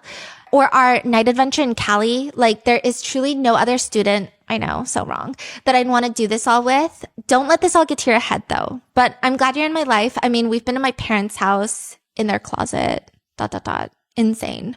I feel like you've just opened up about a lot of things. I won't lie. I would always look forward to when you would come over. Not even to do anything, but just to like hang. I feel like I got good at being by myself, but even with you, it was just still easy. Whether it was to talk, watch movies, make pizza, or do other stuff, I'm glad we have those memories. And lastly, it kind of hit me that it'll be weird not seeing you during Storm the Halls, which is like a football thing. Plus, even weirder not seeing you on the field. I'm sure you knew this, but you're the reason I went to all the games I could. Before I knew you, I'd go to like a few games this season, but last season I wanted to go to as many as I could. Plus, I'm glad I did because those were the last ones that I'd be out for you. I'm not going to be the same, but I'm happy knowing you're happy where you're at. And I'm proud of you to all that you've done and all you'll continue to do. And this is just the beginning. Even though you will go to your grave saying we aren't peers, I'm glad to have you as a friend. Like, bro, you're the first person that got me to smoke weed. You're always going to have that title, so we're locked for real. And maybe one day we'll be able to go to the aquarium. I'm here whenever, even though you never say it back. I love you, and I wish you all the best. Always love, HB. It is indeed a horrible day to be able to read. One netizen comments, good God, the level of desperation is making my skin crawl. This kid didn't even want anything to do with her. Another comment reads, I'm going to rant for a second because everything about this case makes me so mad. Haley is so desperate and pathetic for this, chasing after a teenager when you're in your late 20s, not picking up the hints that he only wants you for sex, and probably doesn't even want that either. Okay, that's me saying that, but getting jealous at another grown-ass woman for going after your man, aka a teenager that you groomed. Buying him weed, food, inflating his grades, going on public lunch dates where people from his school saw him, letting him drive your car, writing a love letter, admitting everything you've done and keeping it in your apartment for everyone to find. How the fuck did she think this was gonna end? Others point out the fact that, quote, she's casually texting him about his other abuser and showing signs of jealousy. Like, that's disgusting. Aside from the text messages and this letter, authorities have found other things in Haley's phone. In her notes app, she had dedicated pages. Like, you know when you're fighting with someone, like your partner, or you're arguing with your sister, and you're like, I gotta craft out the best message first before she sees my ... right? So you like do it in your notes app. She's doing that. And she's clearly very hung up on her victim having a girlfriend that's age appropriate because she's writing in her notes, like, why are you calling her an ex? For research purposes? Why are you mad at her for cheating, but you can cheat? Then another one. Like, that's why I'm confused why you even keep her around when you get everything you need from me. Then another long one reads, okay, I don't care if you get annoyed at this being long because whenever I bring this up in person or on the phone, you hang up on me and walk away. She states that the least Alex can do for her is learn how to communicate. And she says, I've only texted these last couple of days because I feel like you're weird towards me and I've wanted to figure out why and fix it. If you want this to be the last time I waste words on you, but I feel like you can at least try to understand how I feel. She starts listing out all the things that she's done for him, like literal crimes. And then she writes, not only do I buy you stuff, I personally deliver it to your house. I've bought you stuff to your tattoo appointments, driven you to haircuts, DoorDash food to my classroom for you, bought you hotels, let you drive my car multiple times, done hours of your homework, even started doing stuff for your friend. Literally whenever you need, I'm there. I've never act put out by any of that, but I have wondered if that's the only reason you keep me around.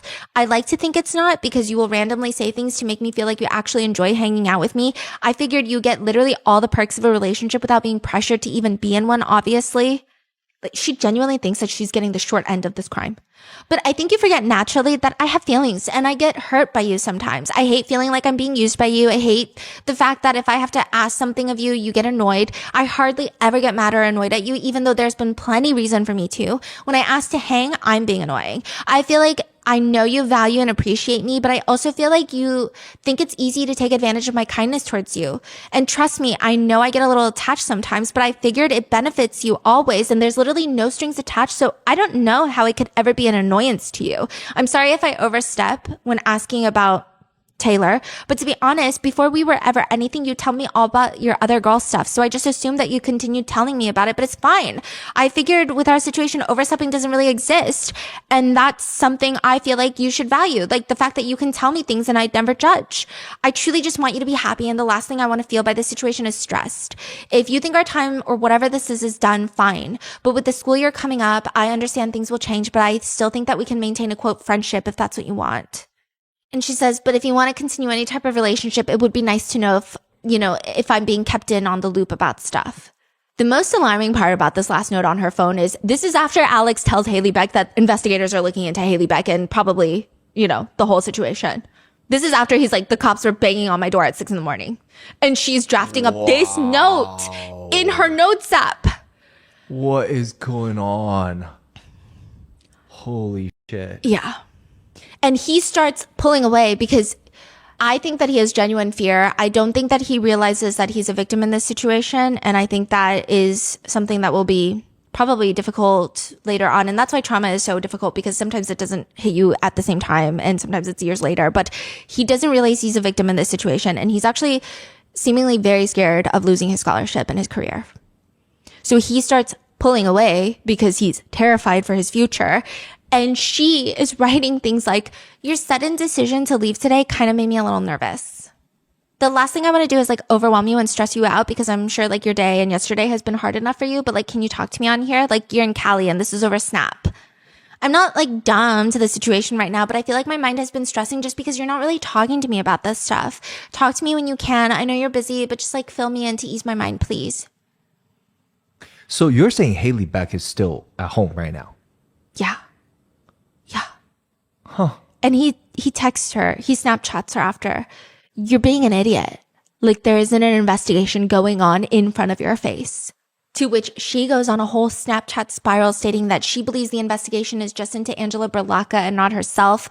And she's like, bro, for videos of Angela Berlacca, like because other kids told you're on your way to Cali and this is over Snap, like tell me if it's about something else, please. Wait, what? She's like, no, it's just about Angela Berlacca because the other kids told about the videos and you're already on your way to California. Like you're already gone. You're not my student anymore. And this is over Snapchat. It's not text message. And then she's like, tell me if it's something else, please. AKA like if you're pulling away because of something else. Whoa. And then she's like, what's the name of your school? What's the name of the new school? Oh, he didn't even tell her that. No. What? Oh my God, he's trying to run away. Yeah. And she just keeps going. She's sending portions of other things in the notes and like the police are investigating. She doesn't even care. She goes on to Snapchat another 17-year-old boy at the school. Haley tries to become some sort of D-grade undercover agent and she sends him audio messages that we have text versions of, okay? And she's sending, I want to know like how like they found out about it. First of all, that amount of filler words in a teacher is insane, okay? But that's for another day. I don't know. I actually have no clue. I was just as confused, to be honest. Like, did someone turn it in? Like, obviously, like, I mean, maybe a parent. But like, Alex's parents surely didn't Like, that's not something they would do or care about, honestly. Is she publicly talking about her crime? Like asking how was... No, she's asking about Angela Berlocca. Oh, okay. Because that's what started the investigation. I see. So she's like, I don't think Alex's parents would have turned Angela Berlocca in. I know. Definitely not. I don't know, because Miss Berlocca has a husband. Haley says that it's very odd that Alex abruptly left for California. So he was already going to go to San Diego, but his whole family all but like fled the state. It might be, I guess. That is weird, to be honest, not gonna lie. And then Haley starts second guessing, saying things like, he's just like the receiver of that. Like, I don't know. I think, yeah. Like, I feel like he's dipping away from that kind of like abruptly, kind of sus if he just received them. I don't know. Yeah, no, that's actually like smart, to be honest. No, I think you're actually onto something. No, he's definitely been like set on the California thing. But he's making it seem like he was going to be home this weekend. Then everything happened and just like, okay, I'm out. The students mentioned that the cops are at Alex's house and Haley responds, did he talk to the cops? Like, what happened? What did he say? Spill. I have no clue. I just know the cops were at his, actually. He didn't tell me, but he told me the cops are at his house. That's weird. Like, I mean, maybe they try to get a hold of him and they're just like trying to get him for questioning if she's got an open investigation. Maybe they're just trying to like, I don't know. I don't know either, but like, I don't know. It's crazy as fuck. And then there's this moment where it seems like she is trying to get information whether Alex did something with Angela Berlocca physically and became a bigger victim of Angela Berlocca's as well, but in a way that's obviously not what she care about. Yeah, she's like, I mean, I hope you didn't do anything wrong. Like, I feel like if that were the case of just like, hey, we know that this person sent you this stuff, like, can you confirm? Like, and just like questioning it, I feel like that wouldn't be a problem to him unless he did anything. Whoa. Did she ever send stuff to you? Like, I remember you saying like, I'm not going to say anything, like, I swear. But like, be so honest because like, Is it still voicemail? Yeah. And they typed it, with every word. Because like I remember saying that you had stuff from another teacher and I remember trying to guess. Just be honest. No, she didn't. Side note, Haley starts talking to her student about her voice. Also, can we like listen to my voice right now for 2 days of teaching for 7 hours straight? I think by the end of the semester, I'm going to lose my voice at least 3 times, especially soccer season. My throat hurts. My head hurts. Nobody cares. She also admits to this student that she knew that Alex received things from Angela Berlocca. And she states, okay, I'm not going to lie. I knew the stuff that she sent to Alex. He told me this at the end of like last semester and that he just like had the videos or whatever. Like I never told a soul because like someone's a couple lives you're messing with. So I never said anything. But as far as I know from what he was saying, it was just him receiving them kind of thing and not doing anything about it. So I don't know why he's the main one. So she's again, why is he being the main one not investigated, but being brought in as a witness if there was no physical contact? To which the student just responds along the lines of, I don't know, that's a crazy bitch. Like that is crazy. Okay, she's freaky, Miss Berlocca, a freak. She then tries to blame the situation on Alex's ex-girlfriend, Taylor, saying, I don't know if she's still like anti-Alex. I don't even know if they're still together. Who knows? But I don't know if she wanted to do something to get him in trouble. That's like something really evil though. So she's planting seeds that maybe Taylor reported this to get Alex in trouble. And he just responds, that was crazy evil. And Alex tried to break up with her. And she says, yeah, but they literally left. That's the last time I heard from Alex was that they were on good terms because of the fact that she was at a party throwing low blows all night, just like a bitch basically. And she went off crying and he followed her. He's like, I'm not going to lie. I'm not going to end it like this just because I'm like leaving. Like, you're not going to see me. And she's like, oh my God, I'm so sorry about everything and falling back on everything. She needs a high school education. I don't know what she's talking about. And he responds, bro, that's a crazy, crazy bitch. She can switch up like this, bro. I also felt, I don't know, like it's handled through police and not even through school. So unless she went straight to the police, then Haley goes on to state that Berlocca is so weird, even though she's literally doing the same thing. She starts telling this 17-year-old student, again, I'm not saying this to like rationalize it at all, but like I'm in my 20s. Single with no kids. Again, that does not make it okay for me to be freaky if I was going to do that. Even just to you. keep this in mind. Just like, I don't know. That's why I'm so weird about it for so many different reasons, obviously. But yeah, that's why she's interesting. Saying Angela Berlocca is interesting for going after students, for being a predator because she's married and has children and is 47. There's no difference. And then Haley just starts flirting with this child. It's like she's moving on to her next victim instantly, if he's not already a victim, because the further conversations become more alarming. He starts saying that he's a really sentimental person that keeps to himself and nobody really gets to know the real him, and that he hates when people do bad things. It really bothers him to his core, to which Haley responds, so you're saying that I'm safe with you because you're a sentimental person? You don't want to do bad things to a good person like me? Is that what you're saying? Yeah, literally. Wow. No, but maybe I was thinking that like maybe Berlocca's husband found out. Yeah, dude, like, I don't know. That would be crazy for him to like turn her in like that. I don't know. I asked my little cop guy friend, could be her boyfriend, I don't know. And he hasn't responded yet because he's sleeping, so I'll see what he says. Then there are parts that indicate that Haley might have already victimized him as well, and she messages him, why do you care about the other girls in the class when you have me in there? Duh. Oh yeah, forgot. My fault, sorry. LOL, I'm kidding, kind of. No, like, you won't even, like, care about the other girls in there because I'm so chill. Yeah, like, just won't be able to take my eyes off of you. It's gonna be so hard. I'm just gonna be so focused in that class. Right? Like, right? I'm glad you can prepare yourself. Yeah, hopefully you can stay focused. But, don't get distracted either, you know. Just make sure you want to talk to me the entire class. Not actually do work, but hoping to keep your, good student standards in my class. Or also, like, you can't get like jealous when I show other people attention because that's like my job. Wow. This is all after the investigation started. Yeah. And he says, it's going to be so hard for me to do that. I just can't see you talk to another guy like, oh my God. No, I've actually heard that from somebody before. Actually, a couple of people, like I'm being dead serious, when I was talking to other guys, students in particular, they got a little jealous apparently. When is this gonna hit her? Like, is she ever going to be like, oh shit? I don't know.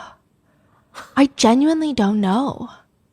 I think because of how humiliating the messages between Haley and Alex have been, some netizens don't think that she's on par with other groomers, but these messages make me feel like she's very much into children. She's already talking to another child, grooming another child. And there are other random pertinent messages that Haley has sent out to children where I think that it's clear she is aggressive and she is in the position of power and she knows it. There's one message where she's highly manipulative and she writes, like, I'm going to actually be late to work one day and everyone is going to be like, where's Miss Beck? She's just sleeping in. No, it'll be because I killed myself because of you. So watch yourself. To who? Alex. Another one she sends to Alex reads, you come to our game. So the varsity soccer team that she coaches, and I'll excuse you from absent work.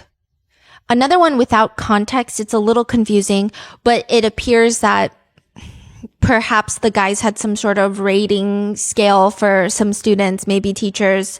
But she writes, you're going to say, I'll give you 2 check marks. Shut up. Like, you're going to say Redacted has a big personality and a big butt. Can I at least have those? I don't know. Then there's some aggressive ones where Alex is telling Haley, like, this is why I don't have you on Snap. Access that you should not have. She says, oh, Snap is where you draw the line on access? You have access to me literally in every other way. Shut the fuck up. You sent me this. 'Cause you're whack and lame. Like, what am I supposed to do about this right now? And the worst part of all of this is that she doesn't try to hide anything. Another student says that she was briefly using Miss Beck's phone for something, and Miss Beck's phone lights up with a notification that she just got a Snapchat from Alex. And she asks her, why are you Snapchatting Alex? To which Haley Beck starts getting very defensive, telling her to not say that out loud. Clearly, she knows what she's doing is wrong, and she continues to do it repeatedly, which is sick behavior. The police report reads about interviewing Haley. The officer asks her about her relationship with Redacted Alex, and she states, we got close as peers, and then immediately corrects to not as peers, but as teacher and student. But the police report has been telling, it seems like this has been an open secret for a while at the school. During one interview, one of the students comes in with his parents. There was a fight broken out, a verbal fight between the father and son in the police station, with the dad being upset that the son didn't tell him anything, that he was talking back. This is tearing apart a lot of families, I mean, to put it lightly. We still don't know how many victims there are of Angela Berlacca and Haley Beck, but one netizen comments, this school 1,000% knew about it. Multiple kids, their mothers knew about this. There's literally no way this school has not massively swept up everything under the rug. Mm-hmm. Speaking of, according to police reports, Alex's parents also knew about this. What? Alex's mom stated that,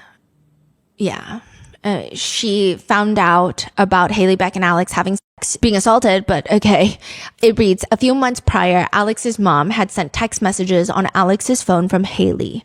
The content of the messages were flirty. She asked Alex about the messages, and he disclosed he was having sex with Haley.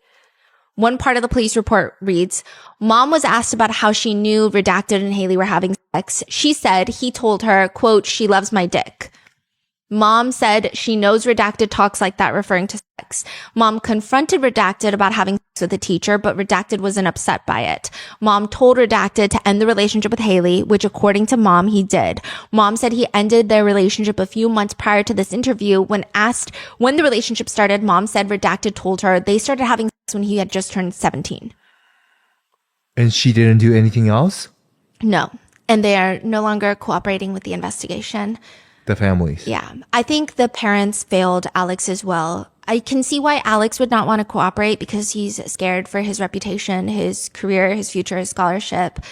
It's just shitty to see that everyone has repeatedly failed him, including school administrators, other teachers. And right now, the police and the DA's office, if they're not pressing charges.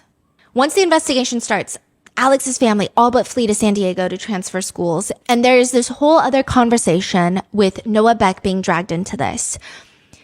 People have stated that the police report mentions that Noah Beck offered victims' families hush money. I do want to clarify. There is a segment in the police report, but this is all hearsay. So it reads that the football coach stated to officers that he had a conversation with a parent, and a comment was made about Haley Beck's brother and some sort of hush money. He did not give specific details regarding the allegations. Nobody followed up with the dad to make sure the hush money allegation is true, that it was offered, like nothing. We don't know if Noah Beck had any sort of involvement. It could have been Haley Beck's parents who received money from Noah Beck and was using it. Like, there could be so many ways that Noah Beck is involved or completely is unrelated, not involved at all whatsoever. There's no solid proof. There are a lot of people running online with this just because it is in a police document. They're like, oh, then it must be true. But there has been no confirmation. And Noah Beck hasn't said anything? No, which makes sense. I mean, I wouldn't expect him to say anything. Truly, if it weren't for this tiny little hearsay hush money thing, there's no involvement. He's not even living in the state. Some people think that TikTok meant that he knew about it. There's been so much going on with that too. So the TikTok where he's like, oh, suspect's best friends are her students. Suspect's best friends are her students. They're nice to me. Some people believe that that's him knowing about it. But I'm not sure, because if he knew that she was committing crimes, I don't know if he would put it out there so blatantly on the internet, because that is his sister after all. Mm-hmm.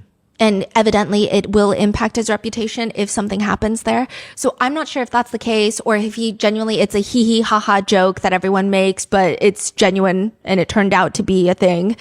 It could be that. Other people have been digging up other odd TikToks between Noah Beck and his mom.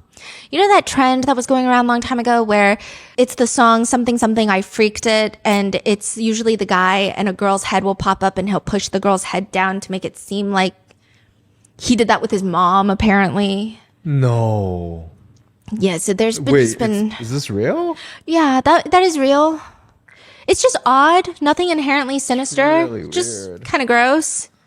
But I will say most people are understanding of the fact. One netizen writes, quote, Noah lives in a different state than her, so he may genuinely not have known before the student reported her. I don't like Noah, but I don't want to blame him for something his sister did unless there's more proof that he did something nefarious.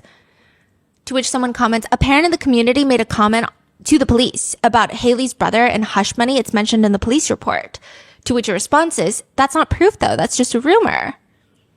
Another responds, I'm torn about bringing up Noah in this because we don't know his involvement. I've only ever seen the hush money thing mentioned very briefly in the documents, and it doesn't seem like there's anything to back it up. But the victim going to her parents' house, like, how does that even happen? Neither teacher have been formally arrested or charged yet. The police have submitted the charges to the DA's office for both teachers, so it's really in the DA's court now. One student witness told authorities that it's just been very well known that these things were happening. There's also text messages where Haley offers to purchase alcohol for Alex, which is highly illegal, so I guess we'll see what happens from there. And since she hasn't been arrested, Haley has been laying low, at least publicly. There are rumors that she's been reposting TikToks and Pinteresting outfits, and that she made her Pinterest account private after people started talking about the fact that she's Pinteresting right now. But I do know that she was recently spotted at TJ Maxx, and it looks like she has lost a lot of weight, which people have started making jokes about that, saying that she has locked in after reading about what Alex said about her weight to his friends. But one netizen writes, this person just seems really likely to reoffend. She doesn't seem to understand or care what she's doing is fundamentally wrong. She's aware of the consequences. She's obviously attracted to teenagers. This screams, I will do this again. Just give me a chance. Another comment reads, what's odd is there are more students and another victim that is detailed in the report. But the main victim chose not to cooperate with the investigation. The school district clearly has a culture because this is not their first scandal. With one advocate saying, I feel like when a perpetrator is a woman and a victim is a boy, people will make jokes. And it's not funny. It's not an achievement. He's a victim. This is not a relationship they were having. This is rape. One netizen comment reads, the student very obviously was not liking her or anything she was doing and was actively being mean.